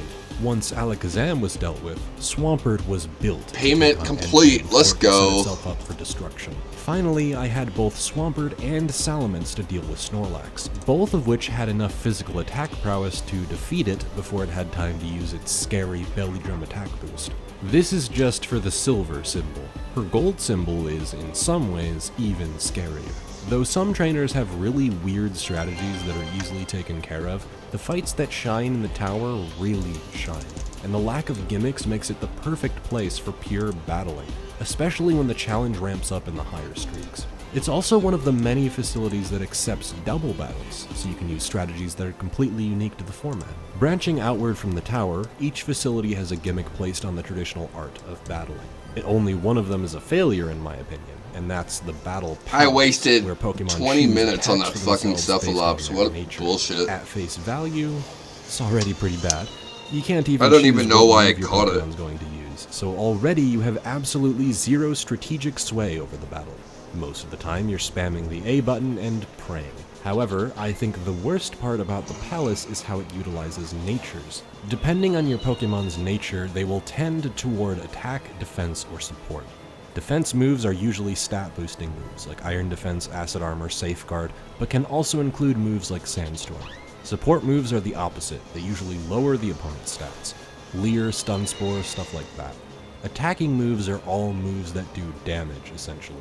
Your nature will determine the percentage chance that a Pokemon will pick a move from one of these categories. If you don't have a move of the type that the Pokemon selects, it will either pick a move at random, or do absolutely nothing. The Battle Palace is so far removed from the rest of the frontier that it hurts. Building a team for the Battle Frontier is fairly straightforward, so I can understand incentivizing natures that are less than optimal.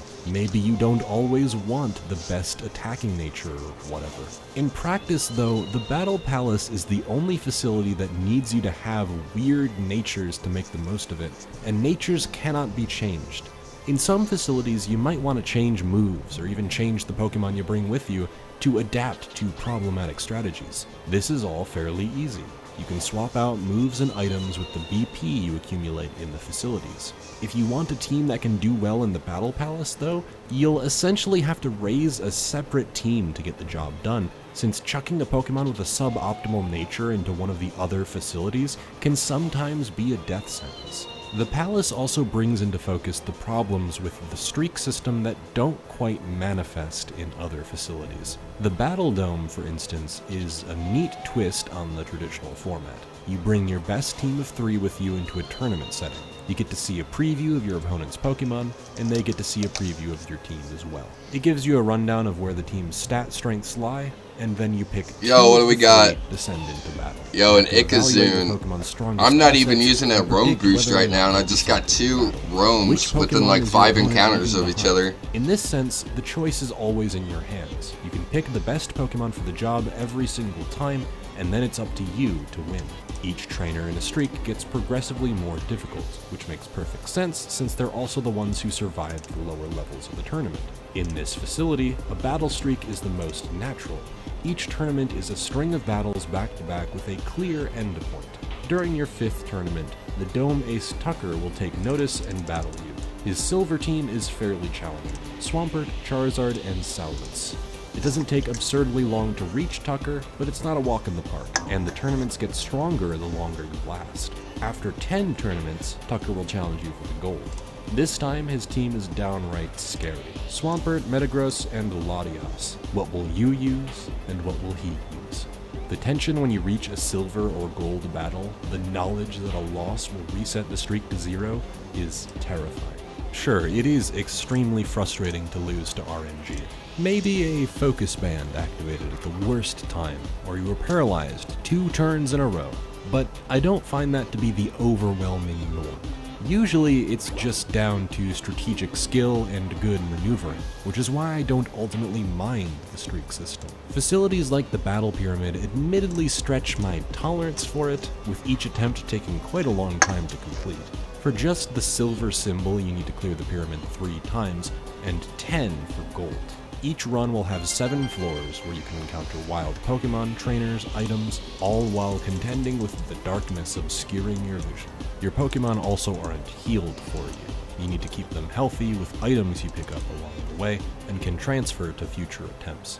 Despite how long and arduous the process can be, I enjoy this facility quite a lot. Exploration is encouraged so you can get the best items, but you also can't spend too long doing it since the wild Pokemon encounters are set up to inflict status conditions. Your chances of fleeing a battle are automatically lowered in this facility, so you'll either have to try to run away and risk a status condition, or waste one of your Pokemon's likely valuable PP to dispose of it. If you just search for the exit, you won't get as many items, but your team also won't be crippled by status effects. Sure, it's a long facility, and losing in the 8th or 9th segment of your streak is crushing. But it's not like the pyramid itself is horrible. What bullshit. Even though it sucks to lose a streak and start all over, each of the facilities... I just used an hour of boost tokens, which is like 10 boost tokens, and didn't get 1 alpha or gamma gleam. Statistically, there's some bullshit going on. Such bullshit.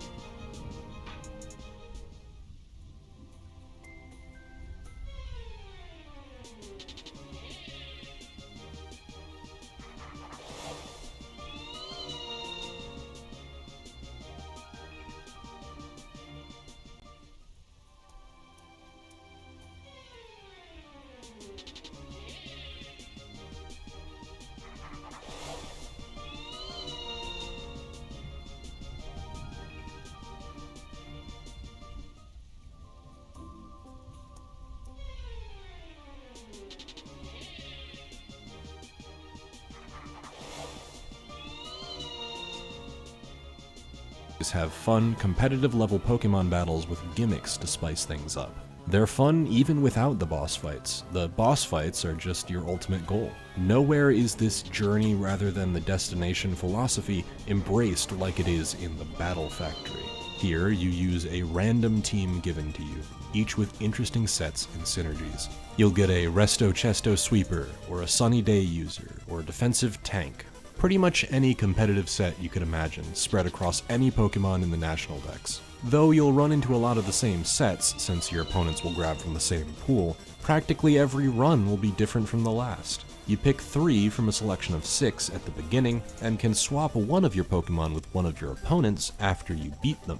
Slowly but surely you can construct a team with interesting synergies that can tackle any challenge thrown their way. This facility has by far the most staying power. If you get the gold symbol in the battle tower, for instance, there's not much reason to keep challenging the tower. The battles are fun, sure, but you've already achieved your goal. After you get the gold symbol in the battle factory, though, you can keep coming back since you'll always have a different experience. You get to use a variety of Pokemon, each with different movesets and strategies. If anything, this is a contender for the strongest facility in the Frontier because of how accessible it is. For the other facilities, if you don't EV train, you will lose.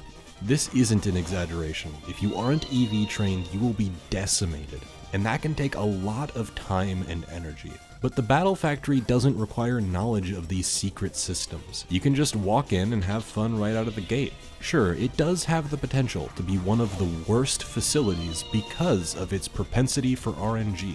Sometimes your options will be terrible, and that can quite easily end your streak. But as I already said, streaks in the factory don't matter too much because it's fun to keep coming back and trying out an entirely new team. Since Noland uses a team of random Pokemon anyway, the silver and gold medals don't mean too much in the grand scheme, other than bragging rights. In all of these cases, the streak system's alright. It can be fun, or it can be disregarded. In the Battle Palace, where you can't select your moves, the streak system is a nightmare. Your streak can just end because your Pokemon decided to do sweet FA.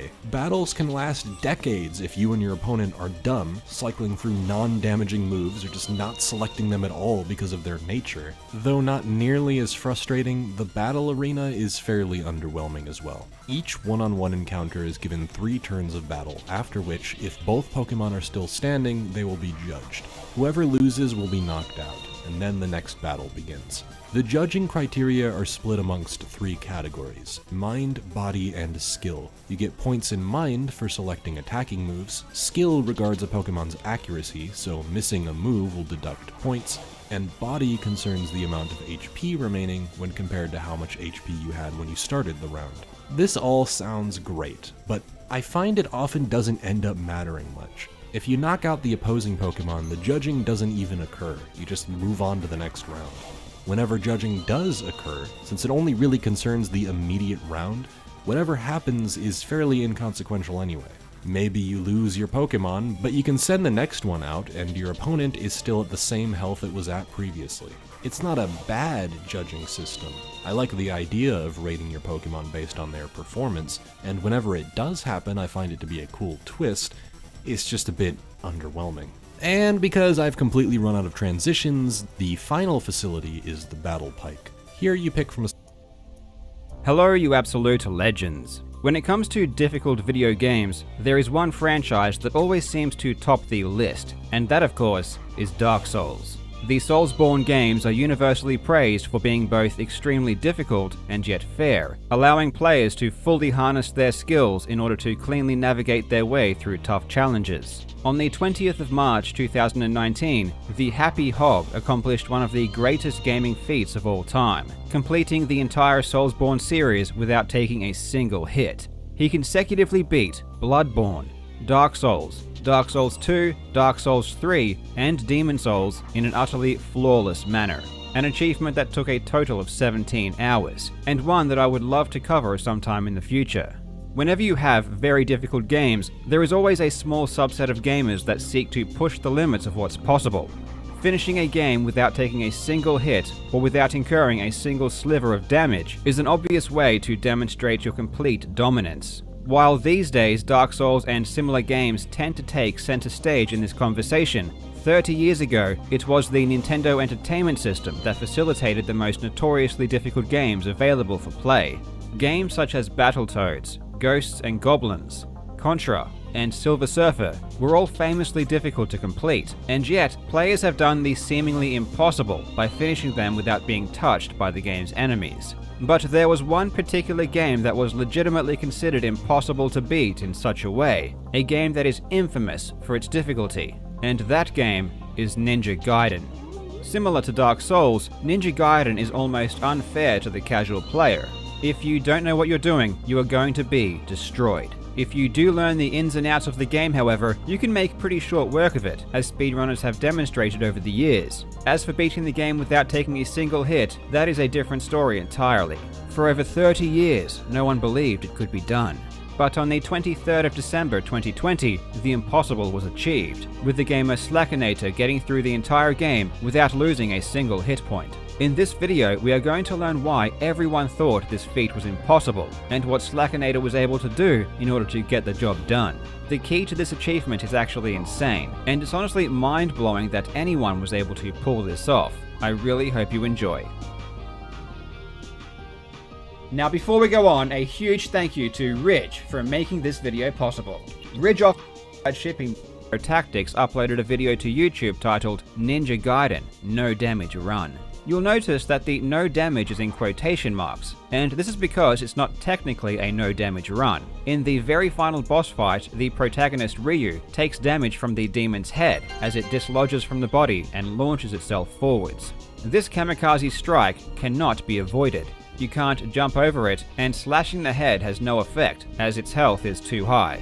In their video, Surefire Tactics overlaid the text, "This attack is unavoidable." In the description, they stated, "The only problem is that there is an unavoidable attack at the third phase of the final boss. Otherwise, I have beaten the whole game without taking a hit."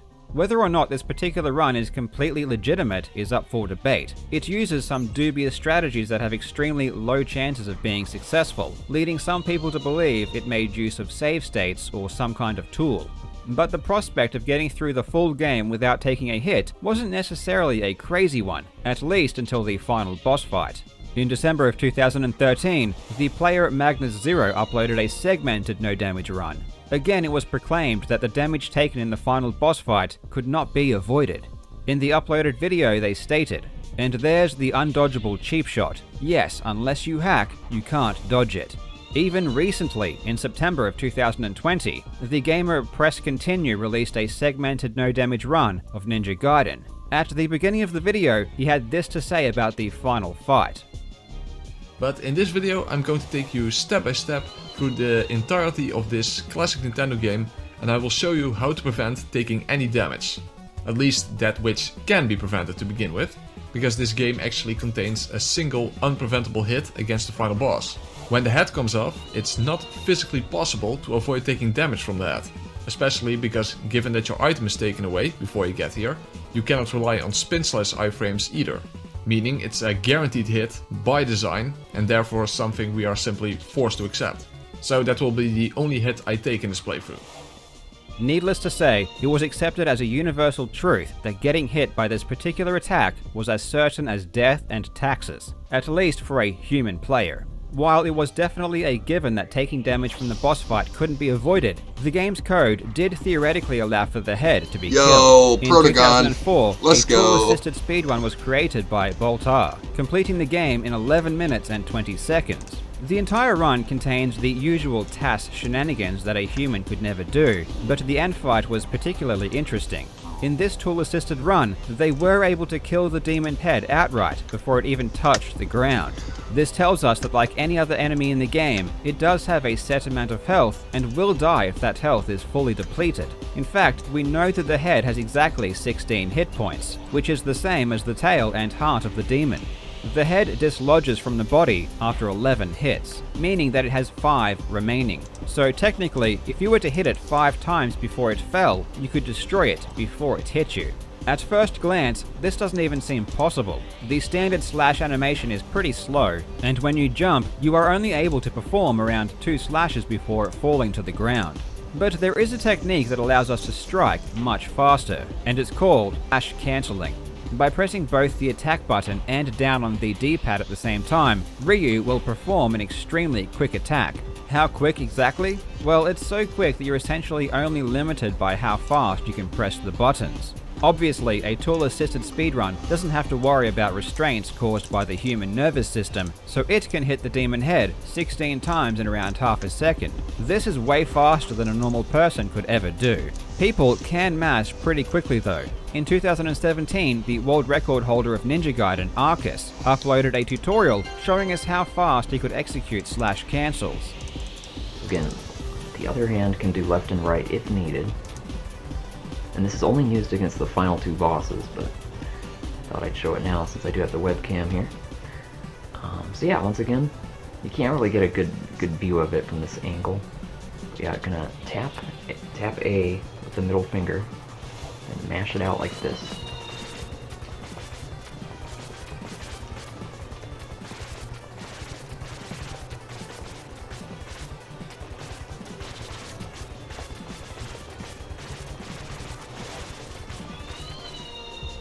Personally, I consider myself to be a pretty fast clicker. In the Mario Party 4 minigame Domination, where it counts how many clicks you can do in 10 seconds, I would almost always come out on top. GG so on how that, fast can I click? Well, on clickspeedtest.com, the highest I could achieve in a single second was 14 clicks, which I think is pretty respectable. But would this be enough to kill the demon head? Well, we can actually calculate the mashing speed required in order to do so. From the exact moment the head is hit by the 11th slash to the moment it hits the ground is 0.334 seconds. So you need to perform 5 slash cancels in a third of a second, which is a rate of 15 presses per second. I've tried, and I simply cannot press a button that quickly.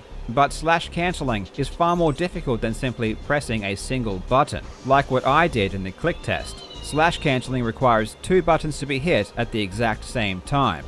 So not only do you need to mash at inhuman speeds, but you need to mash 2 buttons in perfect synchronicity, and you need to do it on a Nintendo controller.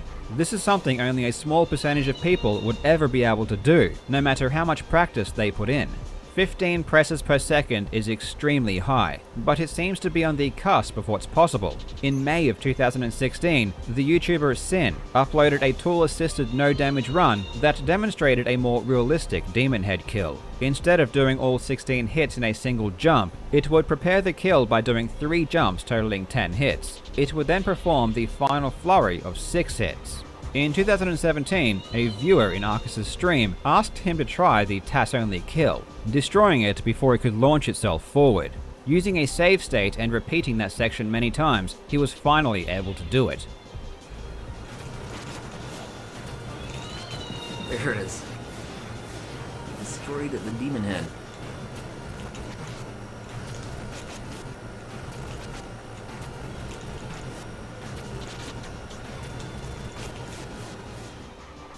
This was the first time we had ever seen verifiable proof of anyone actually pulling this off. Being able to kill the head wouldn't just be of use in a no-damage run. Technically, it would be a time save for speedruns as well. In the world record run performed by Arcus, he does get hit by the head, causing him to be pushed backwards and disabled for half a second. So if he had managed to kill the head, there was potential to save up to a full second.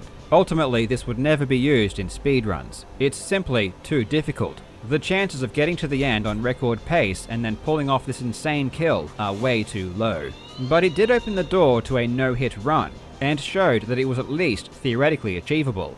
In practice though, it was essentially still considered impossible, which might sound strange given that it was actually successfully done. However, there is a big difference between grinding the same trick over and over again using a save state and managing to pull it off first try at the end of a 15 or 20 minute no damage run. There are plenty of strategies that exist that are humanly possible, but will likely never be performed in a real speedrun. One of the most well-known examples is the infamous carpetless strategy in Super Mario 64. In the Rainbow Ride stage, you can get the star Big House in the Sky without riding the carpet. It was a theoretical strategy that might save almost a minute in 120-star speedruns, but it was only something that had been done in tool-assisted playthroughs. In 2019, the speedrunner Zaya became the first person to ever successfully perform the strategy in single-star attempts. But does that mean it will now be implemented in full game runs? No, definitely not, and there are very few people that think it ever will. For all intents and purposes, a no-damage Ninja Gaiden run was still out of the question. But several years later, in August of 2020, the question was asked again. This time in the Twitch chat of Slackinator, a speedrunner that holds multiple world records and specializes in classic NES titles. Slackinator was provided a clip of Arcus performing the Demon Head kill 3 years earlier in 2017.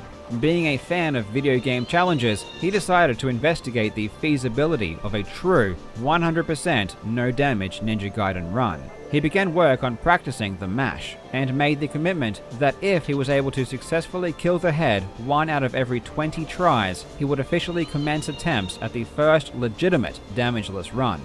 3 months later, he was ready, and in November would begin routing.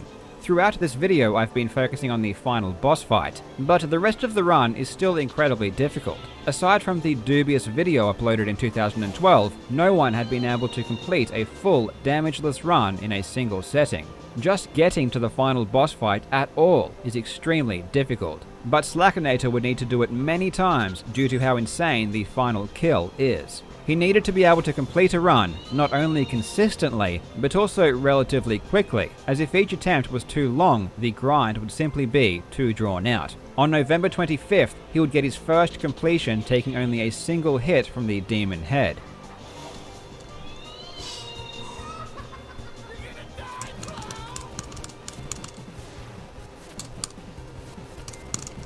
Oh, 1 hit away!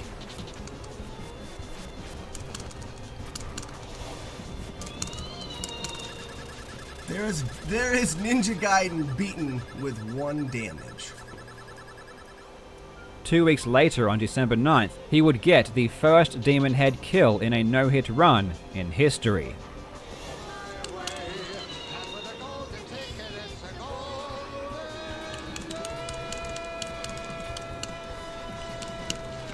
Yes! Oh shit! We got shrimped! We got the freaking... Oh my god, we got the... No! Oh, I don't care at this point. Oh, we got the mash in a run! Oh, we got the mash in a run! Oh, and then we got shrimp. We had the fucking mash in a run. Unfortunately, getting the kill isn't the only thing you need to worry about. The projectiles being thrown by the demon can hit you while performing the mash. So even if you do everything perfectly, you can still get unlucky. And in this case, that's exactly what happened. He did kill the head, but was hit by a single projectile immediately afterwards, which was unavoidable. Slackinator wouldn't be dissuaded. After 2 more weeks of grinding, on the 23rd of December, he would do this.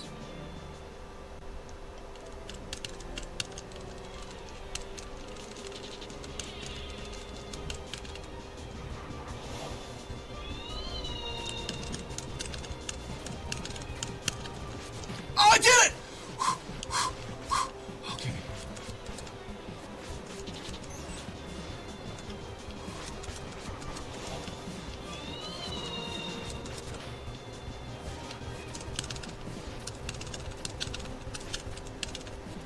Alright, just relax. The first ever freaking, oh my god, it happened! Oh, it was the first try today! Oh, I am just freaking out shaking. Calm down. Oh my god, it happened! Oh, I never thought it was gonna happen, guys. I truly did not believe I was gonna be able to do that. For the first time in over 30 years, one of the most notoriously difficult games ever made had been defeated in perfect fashion. An accomplishment that was considered to be humanly impossible until the very day it was done. A huge congratulations to Slackinator, and I highly recommend you go and throw him a follow over on Twitch. Let me know in the comments if you want to see more video game challenges like this one featured on this channel. Personally, I would really love to start delving more into no-hit runs and other crazy feats. As always, thank you so much for watching, you legends. I hope you are having a fantastic day, and I will see you in the next video.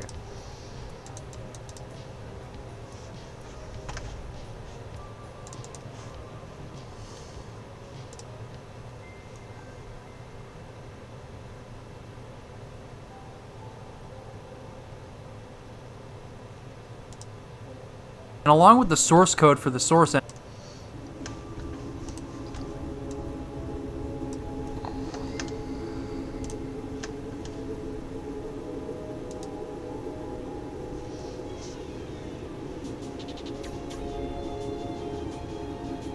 well, isn't this just like old times?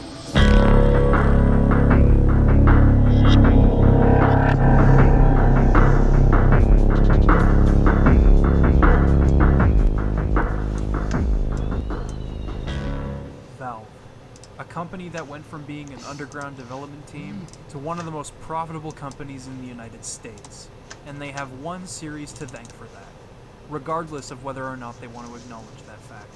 The first game showed the world how first-person shooters and video games as a whole could uniquely present a story. The second game showed the world what a dynamic physics engine could add to an interactive experience. The series made us laugh, made us cry, it scared us, it motivated us. It was an incredibly engrossing series of shooters that the world will never forget, and the world still hasn't forgotten. As of today, Valve is not the company we once knew. They're more focused on funneling their time and resources into services, virtual reality, and brain interfacing. Yet despite making strides in all of these fields, they'll never be the company we want them to be again. And I've come to terms with that. But for those of you watching that have never played Half-Life, simply want to remind yourself of why the series is revered to this day, or want to know why Valve ignoring their roots is disheartening for fans of their work, allow me to take you on a journey through Half-Life's impact and legacy. I'll be addressing as much as possible to give you an understanding of the breadth of the series. Development, design, technology, narrative, presentation, etc., and how these elements tie together to create each experience. Let's revisit not just Black Mesa and City 17, but everywhere in between. I'm Liam Triforce, and this is Half-Life.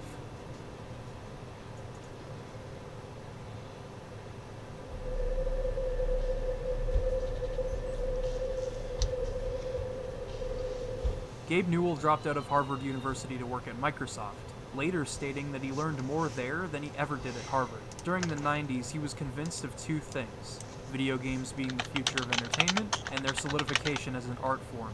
The games to do this for him were Doom and Super Mario 64, respectively. He and Mike Harrington left Microsoft in 1996 to form Valve.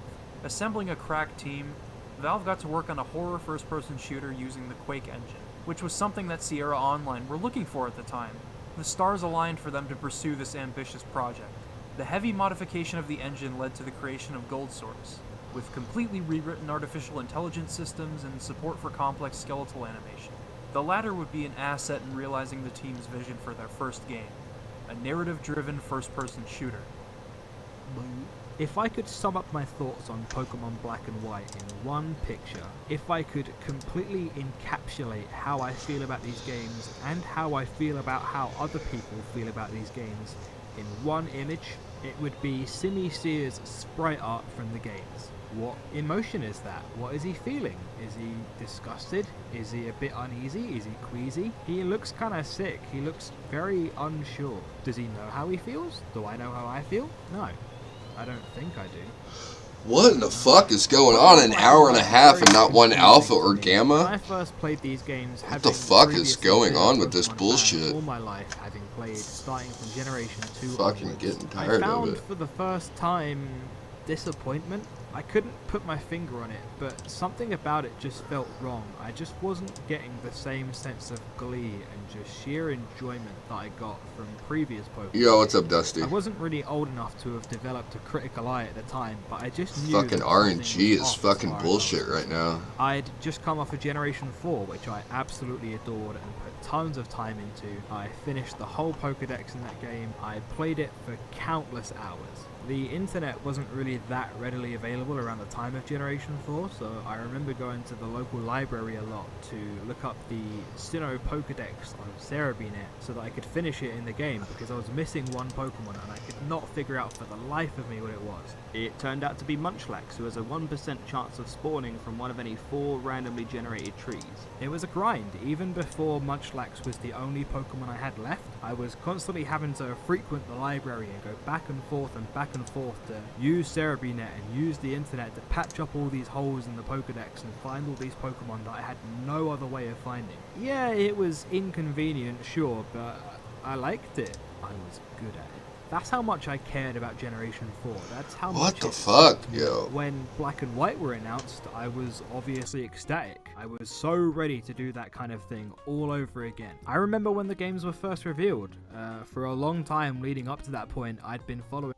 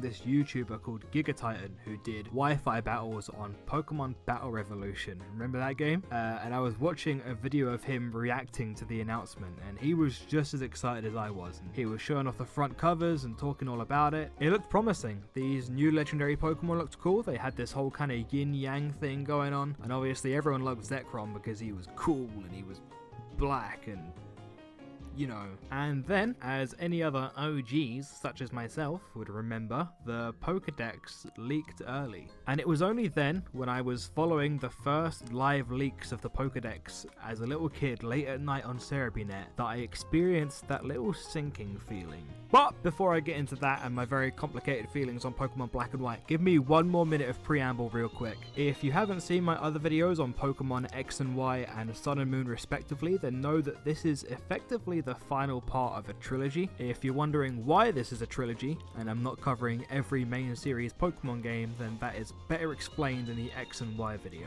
I'm not gonna lie to you like most other YouTubers would and tell you that those other videos are mandatory viewing if you want to understand this video, but know that they are related, and I'm going to be referring back to them quite a lot and talking about things that I've said about other Pokemon games previously. I think it would be great if you watched them. It helped me out a lot because I haven't shoved any exaggerated animated facial expressions onto any of my thumbnails, so YouTube doesn't like me very much. And hey, here's my first reference to them, because in the Sun and Moon video, I talked about all the things that I liked about Sun and Moon first, because ultimately I disliked Sun and Moon and wanted to put the focus on what I thought was bad about it, and did the exact opposite for X and Y. And because my feelings on Black and White are so kind of complicated, I'm not really sure how to apply that kind of approach here, so I've decided I'm gonna keep this a lot less structured. No transitions or text on screen telling you what I thought was good or what I thought was bad. I'm just gonna kind of talk about it as I go, and a general idea of my opinion and how I feel about these games should form over time without me having to be particularly explicit about it. So we should probably do that. Pokemon Black and White, when everything changed. Whoa, I'm bad at intros and title.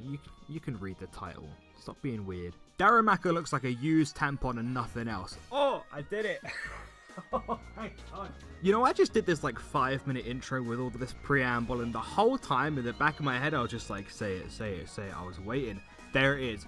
Darumaka looks like a used tampon. I said it. Your mask? More like you're done. Whoever designed this Pokemon, you're done. Because I mean, what even is that? Like, no, seriously, what is that? I can't tell. Cryogonal. I'm crying right now, because this Pokemon looks like shit. Question time, what's your favourite legendary Pokemon? Mewtwo? Pretty solid choice, had a very good showing in the first movie, he's been marketed very heavily. Mewtwo's just kinda cool, man, very respectable decision. What about Dialga? Look at that design, he's a dragon who has control over time, that's an incredible concept. What about Green Man on Cloud? How do you feel about Green Man on Cloud? Wait, hang on, I'm not done. You ready for this? BAM! Blue Man on Cloud.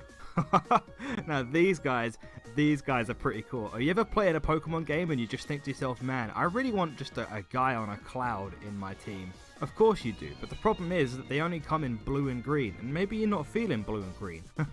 Slow down, Buster Brown, because I'm about to change your world.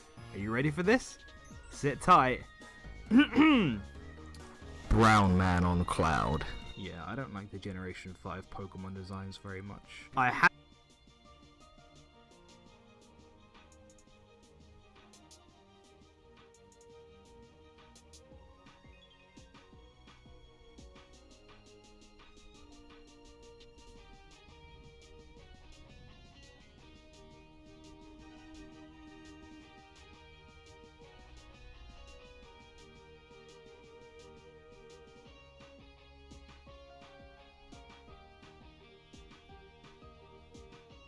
Created and published.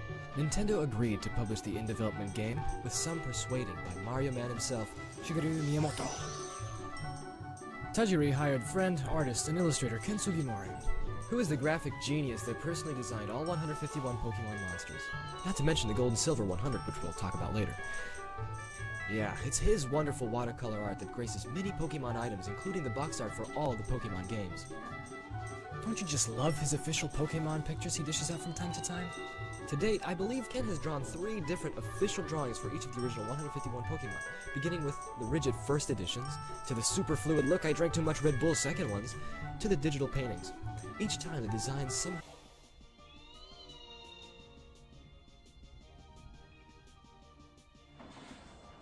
Hey, little buddy, want a ride? Yeah, whatever.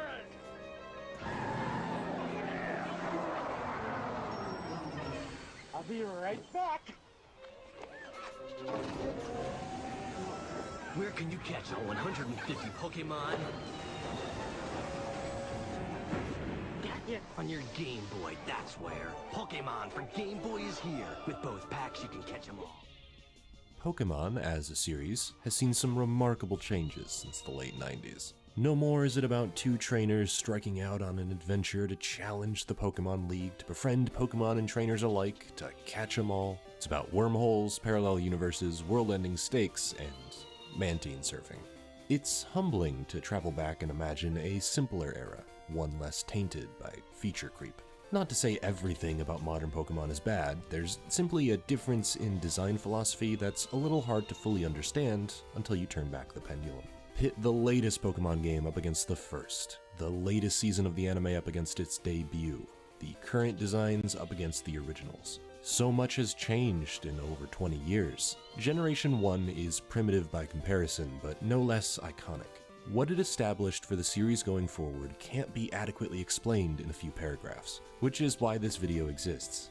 Because I'm weird and want to make huge videos dissecting each generation of Pokemon in an effort to convince you I'm smart. This will be the first part in a larger series discussing the debut games of each generation, and maybe some in between. I have elected to ignore the remakes for now in favor of not letting my thoughts get too out of control. This video in particular would be 3 times as long if I tried to cram in both of its remakes, and I just don't think that's necessary to get my points across. At some point, I'll be making a video on every single Pokemon remake, evaluating their best and worst aspects, so don't worry. These remakes will get their time to shine one day. For now though, I'd like to focus on the premier titles. In this video, we'll be discussing the generation that started it all. Red, Blue, and Yellow. You're watching a Pokemon retrospective, Generation 1.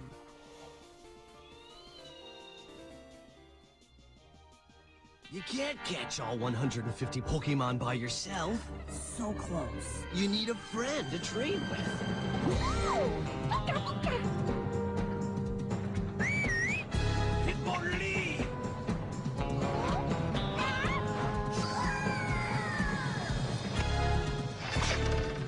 So you can grab a link cable and a friend with a Game Boy, and with both packs you can catch them all. To say the series exploded in popularity upon the release of Red and Blue in the States would be an understatement. By the time they released, the incredibly successful Nintendo Game Boy was nearly 10 years old. Games like Super Mario Land, Tetris, and Kirby's Dream Land ensured this long lifespan, and remnants of this success can be felt in the Switch today. For as great as these games were, however, none of them necessarily fit the system. Super Mario Land was Mario on the go, who could argue with that? It was successful, it put the Game Boy on the map, but couldn't you theoretically get that same experience on a home console? Same with Tetris and Dr. Mario. Great puzzle games for short, on-the-go bursts, but do they necessarily take advantage of their hardware? Is there anything inherently you lose when you play Tetris or Dr. Mario on a home console? Even games that saw their debut on the system, like Kirby, have since been translated to home consoles seamlessly. While Kirby is and always has been popular on handhelds, at the end of the day, it's still a 2D side-scrolling single-player video game series. Then, out of seemingly nowhere, Pokemon. On the surface, a single-player RPG where you catch and train 150 battle monsters to defeat other trainers and challenge the powerful endgame league. It's spread like wildfire from the word go. You've got over 100 unique creatures to find. Charizard is a cool fire-breathing dragon, Jigglypuff is a cute pink puffball that likes to sing, Pikachu is an adorable mouse that shoots electricity from its body. These designs are memorable for different reasons. People would want to catch them for different reasons. These creatures not only exist in the same universe, they can battle alongside each other. Collecting Pokemon is special because there are so many to call your own. Ultimately, it's your decision which monsters you'll bring with you on your adventure. Right down to your first Pokemon being framed as this big event in your small town, picking from 3 iconic starters. You might have vague ideas about what they'll turn into from the box art. You might not have any idea until you train them up and watch them evolve from a cute water turtle into a beast with water cannons on its shoulders. The idea that there are 150 different creatures out there to catch, train, and love is nothing short of exciting. Why do you think the anime was so centered around catching them all? Yet, it's the decidedly multiplayer aspects of Pokemon that make it a handheld game. See, Nintendo aren't dumb. They knew the Game Boy had a huge install base, which meant dozens of kids across the world primed for the Pikachu heroin injection. They paired this knowledge with a devilishly genius idea. Split the game in 2, list both at full price, and create very small differences between them. You can only catch Growlithe in red, and you can only catch Vulpix in blue. If you wanted to catch them all, register every Pokemon in your Pokedex, fulfill both Professor Oak's and your desire to catch them all, you'd have to trade with another human being. It's very unlikely you own both red and blue with access to 2 Game Boys and a link cable. Let's say you're a youngin' in the late 90s with Pokemon Blue version. You've caught as many as you can possibly find. You finally wrangled Ninetales, Magmar, Pinsir, but you can't seem to fully complete that Pokedex.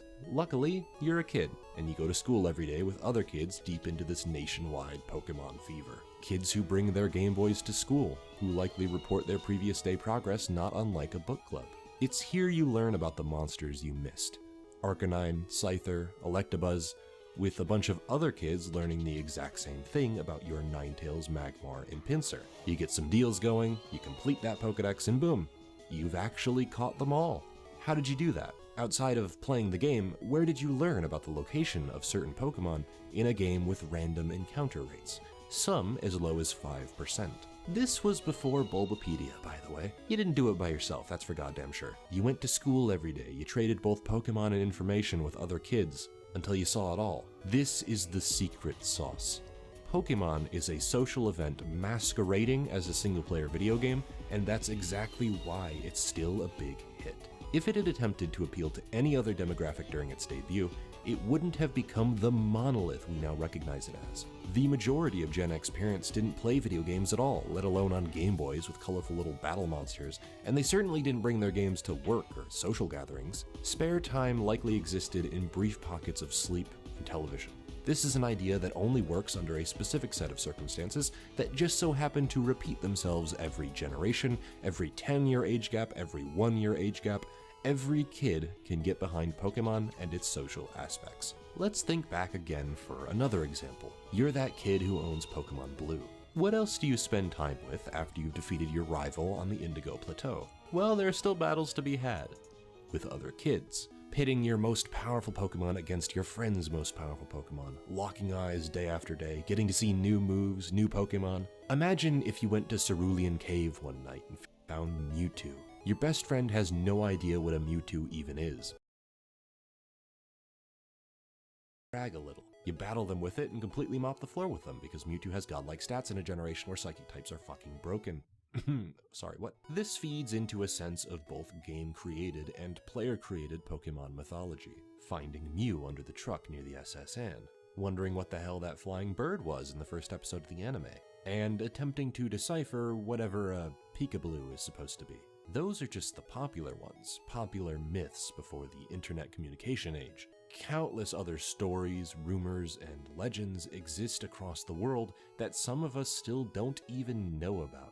This is the wrong generation, but I remember reading a Pokemon Emerald strategy guide with my friends back in the day, and we thought that some coffee stain was actually a Manaphy egg hidden at the battle frontier. These games were so mysterious to the underdeveloped mind. This is a story that only my friends and I remember fondly. Imagine just how many different stories like that exist. How many hundreds of thousands across the globe. It's magical. Early Pokemon enjoyed several years of uninterrupted wanderlust, with kids obsessively playing Pokemon, talking Pokemon, collecting Pokemon, trying to find Pokemon that didn't even exist.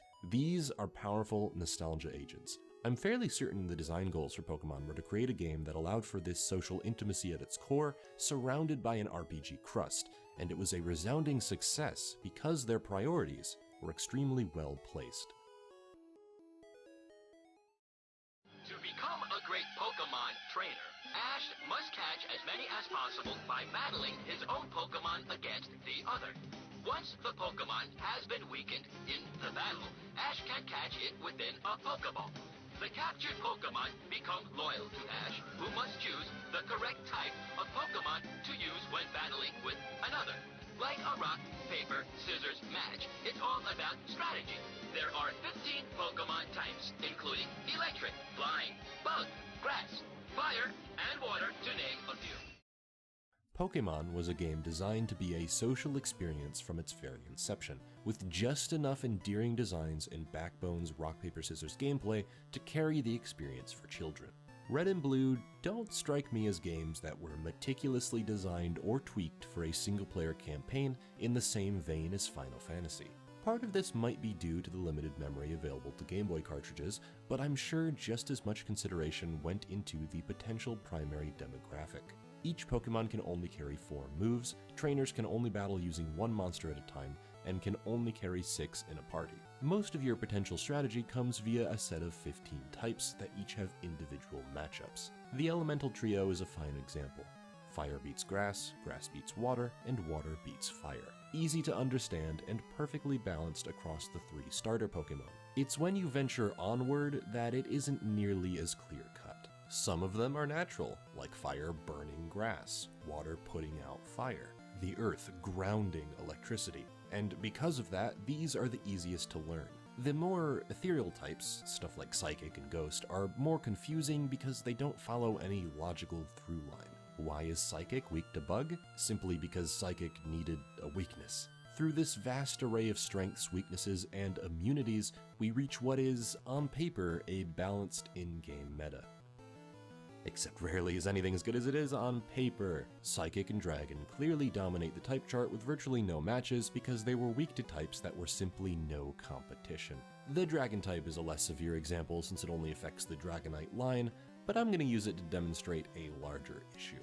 Dragon types were weak to both the Dragon and Ice type, with the caveat being that the only damaging Dragon type move in Gen 1 was Dragon Rage, a set damage move that never changes its attack power even when it's super effective.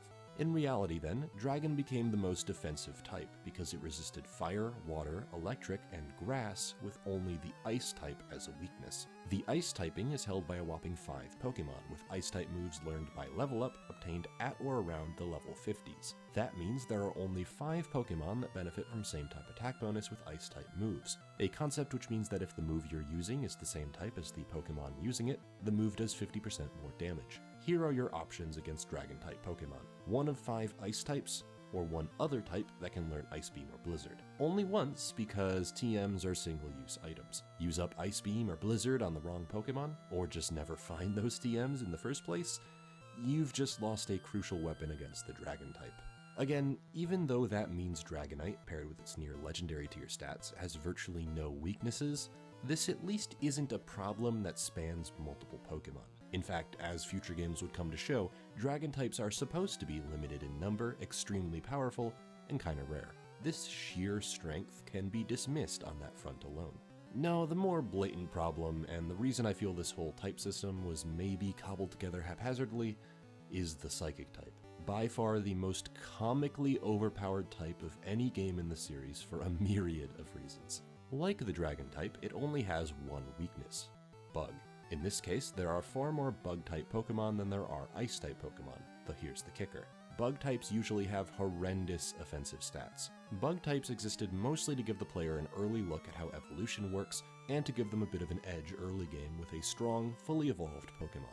Beyond the second or third gym, their usefulness often wanes. In Generation 1, there were 3 offensive Bug-type moves: Leech Life with 20 base power, Twin Needle with 25 base power plus a potential second attack, and Pin Missile with 25 base power plus a random chance of hitting anywhere from 2 to 5 times. There is not a single Bug-type move with more than 50 guaranteed base power by these calculations, so you basically need Pin Missile and a lot of luck. Problem: only 2 Pokemon are capable of learning Pin Missile by level up: Beedrill and Jolteon. Beedrill learns it at level 30, and Jolteon learns it at level 48. Beedrill is also the only Pokemon of the 2 that benefits from same type attack bonus. What about Twin Needle then?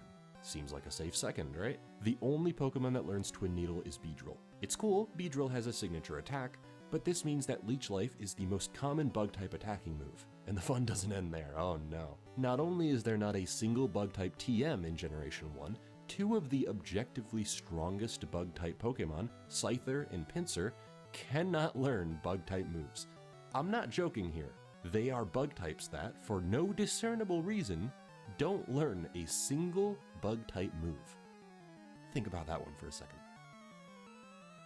Psychic types though, oh, they have Confusion with 50 base power plus a chance of confusion, Psybeam with 65 base power plus a chance of confusion, Dream Eater, which does 100 base damage to sleeping Pokemon, and Psychic, which does 90 base power and can be learned by Venonat, Venomoth, Kadabra, Alakazam, Slowpoke, Slowbro, Drowsy, Hypno, Staryu, Mr. Mime, Mewtwo, Barterfree, Clefairy, Clefable, Jigglypuff, Wigglytuff, Poliwag, Poliwhirl, Poliwrath, Ghastly, Haunter, Gengar, Execute, Executor, Chansey, Starmie, Electabuzz, Magmar, Lapras, Porygon, and Snorlax. Fighting and Poison types have it very rough this gen. Must suck to be a Team Rocket grunt. Oh yeah, remember good old Beedrill? Your frontline fighter against Psychic types, your stalwart defender against the most broken type of the first generation? It has a dual type shared between Bug and Poison. Bug types do not resist Psychic at all, but Poison is weak to Psychic, which means the best defense against Psychic-type Pokemon and moves is itself weak to fucking Psychic. Oh boy, the mere existence of the Psychic type throws the type chart into complete disarray, however well balanced the idea may have initially been. This discourages certain types of Pokemon, and in a way, it kinda defeats the purpose of having such a wide selection in the first place. These first two games only really have battles in them. There's no contest side mode or anything like that. Making a team is integral to the experience, and when there's such a clear imbalance, it makes some choices far more appealing than others. Though it isn't wholly the fault of the type chart, it's also down to how the game uses it. Unfortunately, good designs do not necessarily equal good utility. I love the design of Ponyta and Rapidash. They're your average horse, except their manes are on fire. Simple, hilarious in a way, but I've always connected with them as a pyromaniac. I want to ride one. Sucks then that Ponyta and Rapidash are physical-based offensive fire types, just about the worst thing you could possibly do to these poor bastards. Types are broken into two groups, physical and special. Entire typings are given classifications for the calculations that go on behind the scenes with clashing stats. For instance, fire-type attacks will be special by virtue of their fire typing, so the power of the attack will be based on the attacking Pokemon's special stat, and subtraction occurs based on the receiving Pokemon's special stat. Let's take a level 40 Rapidash using Ember against a level 40 Kadabra. Through a set of calculations that are super fun and interesting, we come to the conclusion that Kadabra will lose a minuscule amount of health due to the special stat difference. Now, if fire was a physical type, Rapidash would rely on its base 100 attack stat, which would help it far more. Alas, many Pokemon were cursed with this mismatched type-to-stat ratio. Flareon has the exact same problem. High attack, no fire-type moves to take advantage of it. You can't have a psychic type that is primarily a physical attacker. I mean, you can, no one's gonna stop you, but it will be incredibly ineffective. Similarly, you can't have a rock type that is primarily a special attacker, not even a dual type between rock and ground. This is fine in and of itself, but how about we further scramble this mess of a type chart? Take Kadabra with a 120 special stat. We aren't even talking about Alakazam yet, bear in mind. Compare Kadabra to a physically defensive Pokemon like Onix. Kadabra is so much better than Onix, for so many reasons, but let's focus in on one particular disparity. Onix has a very respectable defense stat at 160, while everything else is pitiful at best. Kadabra is in a similar boat with its 120 special stat. The difference here is that Onix only has one good stat, while Kadabra technically has two. Onix will tank physical hits like they're nothing at all, with the trade-off being that it can't fire back. Kadabra doesn't have a trade-off, because it fires off special attacks at 120 while also defending special attacks at 120. Let's say you use a physical move against Onix. Yeah, he can tank it, but he won't be sweeping you anytime soon because its attack stat is so low. If you use a special attacker against Kadabra, it will tank the hit and then decimate with a counterattack, based on the same stat. What this essentially means is that special typings are objectively superior to physical typings in most instances. Types like water, grass, electric, did somebody say psychic? These types have more going for them than normal flying or ground, and it limits your Pokemon choices quite a bit. It isn't to say you won't use a physical attacker, since it can bypass special Pokemon fairly easily, just that special Pokemon end up being more useful in more situations, and since types are classified as either physical or special, that means entire typings will end up more useful than others. There's a reason Alakazam is so good. There's a reason you don't see a lot of Onix or Golem. There's a reason you see Starmie and Cloyster. There's a reason you don't see Beedrill or Butterfree. All of this is child's play compared to the many other issues that exist in Gen 1. Speed being proportional to your critical hit rate, meaning that faster Pokemon get more critical hits. Moves like Focus Energy, cutting your critical hit rate instead of doubling it. Moves like Wrap and Bind, preventing you from attacking, easily stun locking you. Moves that raised your stats so high that your numbers would roll over into lower numbers. This stuff is insane. I understand that bugs and design quirks are an inherent part of the process, and you're never going to be able to quash them all. I'm more surprised by the sheer quantity and severity of some of these issues. Take Wrap and Bind, for instance. They can attack anywhere from 2 to 5 turns, dealing a small bit of damage over time. Neither Pokemon can do anything until Wrap runs its course, and the opponent is still going to be doing damage that entire time. It's like an extended variation of Fury Swipes or Pin Missile. Not only can it be frustrating to sit back and slowly watch your health drop, if your Pokemon is slower than the opponent, there is absolutely nothing stopping them from deathlocking you. Erica's gym has a ton of Pokemon in it with the move Wrap, and there were several points where one of my Pokemon simply couldn't act out of this broken Wrap lock. The issue could potentially get even worse when Sleep enters the picture, which in Generation 1 takes away your entire turn to wake up. Theoretically, this means that you can be sleep-locked and subsequently wrap-locked at the same time. It punishes you severely for having slower Pokemon, and a surprising amount of trainers throughout Kanto have the move on at least one of their Pokemon. These problems often branch out into the overall level design. To become a great trainer, Ash has to capture all of these amazing Pokemon creatures. And there's a lot he's got to know in order to catch them all. Gotta catch 'em all! That's why Professor Oak gave him his first Pokédex. It's the newest model with the latest digital technology that will give Ash instant Pokemon information with greater clarity and better reception than ever before. I need to upgrade my model. I want to take a look at the first area, which I count as the length of time spanning from when you first get a Pokemon all the way up to obtaining your first gym badge. Your first choice is between Charmander, Squirtle, and Bulbasaur. For this first area, the only two sane options are Squirtle and Bulbasaur, unless you want to have a really bad time. What Pokemon can you catch before going up against the first gym? Pidgey, Rattata, Nidoran female, Nidoran male, Spearow, Caterpie, Weedle, and Pikachu. What are the good options against Rock-type Pokemon? Well, Pidgey and Pidgeotto are normal flying types, so all of their moves are resisted by the rock typing. All of Rattata's moves are once again resisted by the rock typing. Caterpie and Weedle are in pretty much the same boat. Pikachu's not only extremely rare, but I mean, have you watched the anime? Not a great pick. Butterfree is realistically the only option that makes sense, because it learns Confusion and Poison Powder for some reliable special damage and status ailments to whittle down Brock's team. But even then, there's no guarantee that Butterfree will even last that long with its piss-poor defense. Plus, I recently learned that status ailments don't mean anything, because gym leaders can instantly heal them on a whim. Moral of the story here is that your early game difficulty choices are easy, or grind until it becomes easy. Squirtle learns super effective moves against rock types, and so does Bulbasaur, leaving Charmander in the dust. Now, I don't expect Pokemon games to be perfectly fine-tuned with a smooth difficulty curve, as that's practically impossible. Unlike other RPGs, Pokemon has an unprecedented amount of variables to account for. 15 different types, even more type combinations, type matchups, 150 different Pokemon you can control, and the player chooses to do whatever the hell they want with any of those Pokemon at any given time. Asking any team of human beings to perfectly balance a game with that many options would be hell on earth, and I will never demand perfection of any Pokemon game. I actually like the idea that your Pokemon selection affects each game's difficulty organically, meaning you struggle at different points depending on what team you build. I started with a Charmander on my most recent playthrough, caught a Caterpie, and trained it up to Butterfree so I could stand a chance. The fight itself was refreshingly challenging for a veteran, and even got me to develop more interesting strategies to survive. But I do have limits.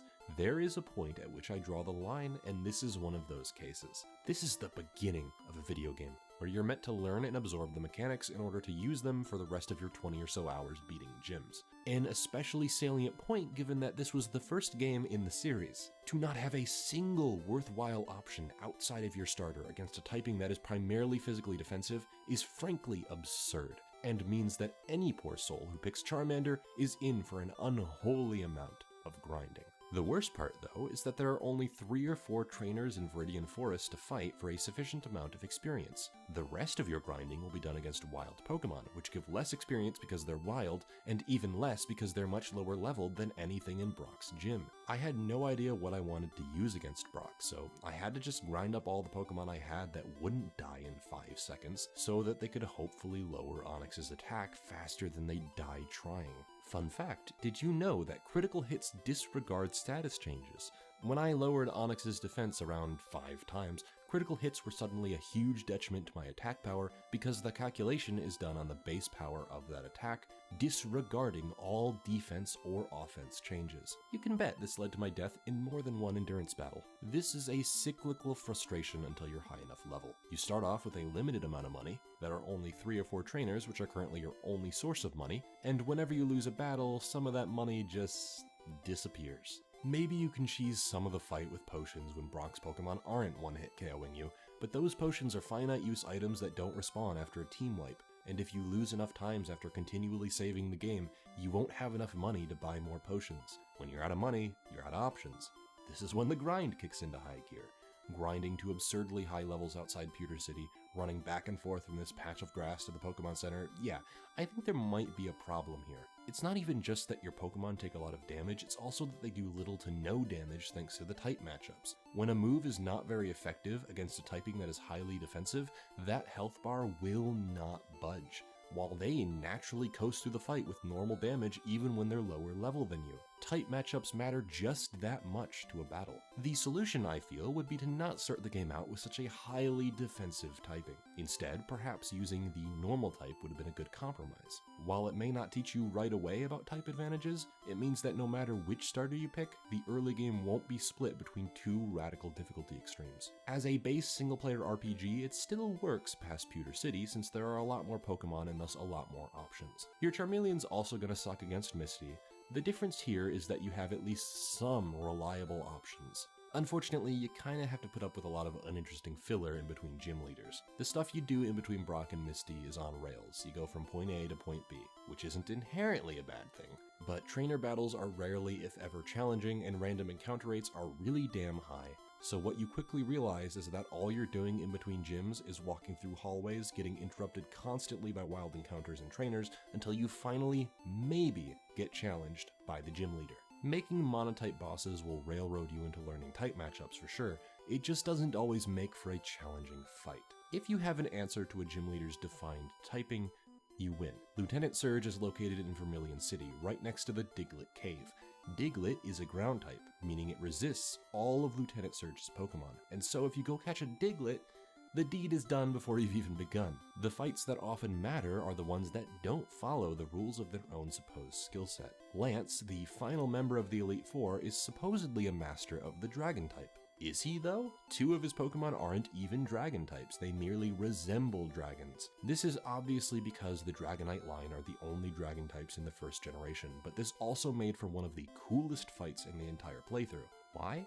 Because his team was unpredictable. All of a sudden there was a water type, a rock type, no longer could you sweep him with ice type moves. Compare that to Blaine, a team of 4 pure fire types. Gee, I wonder what I should use to beat him. The only time in Generation 1 that I've ever struggled against a gym battle is against Brock, at a time where my options were severely limited. Even Sabrina can be challenged after you've already completed most of the other gyms, giving you time to raise your levels. Despite how much I've rattled on about this, I don't mind too much because I've never exactly needed these games to be Omega Shenron Dark Souls hard. I'm only mentioning it because so many people insist that the original games were challenging and that the new ones pale in comparison. Generation 1 is certainly buggier and more frustrating, but that doesn't really make it more difficult, just kind of makes it more time consuming. Enemy Pokemon have really odd move pools that don't take advantage of their strengths, and I can't even begin to discern how their AI is programmed. Sometimes they come across stupid, and other times it's as if they cheated, which is probably because they can actually read your inputs in this generation, meaning they can basically read your mind? But I guess that's offset by them selecting Agility for the 18th time in a row because it's a Psychic type move and they're programmed to use super effective moves even if those moves don't do damage. Playing for footage, instead of building a team, I decided to just use Pokemon as I got them to encourage myself to experiment. Even without creating a team that would cover my weaknesses, there weren't any in-game challenges that made me want to pull my hair out, which I guess is all I can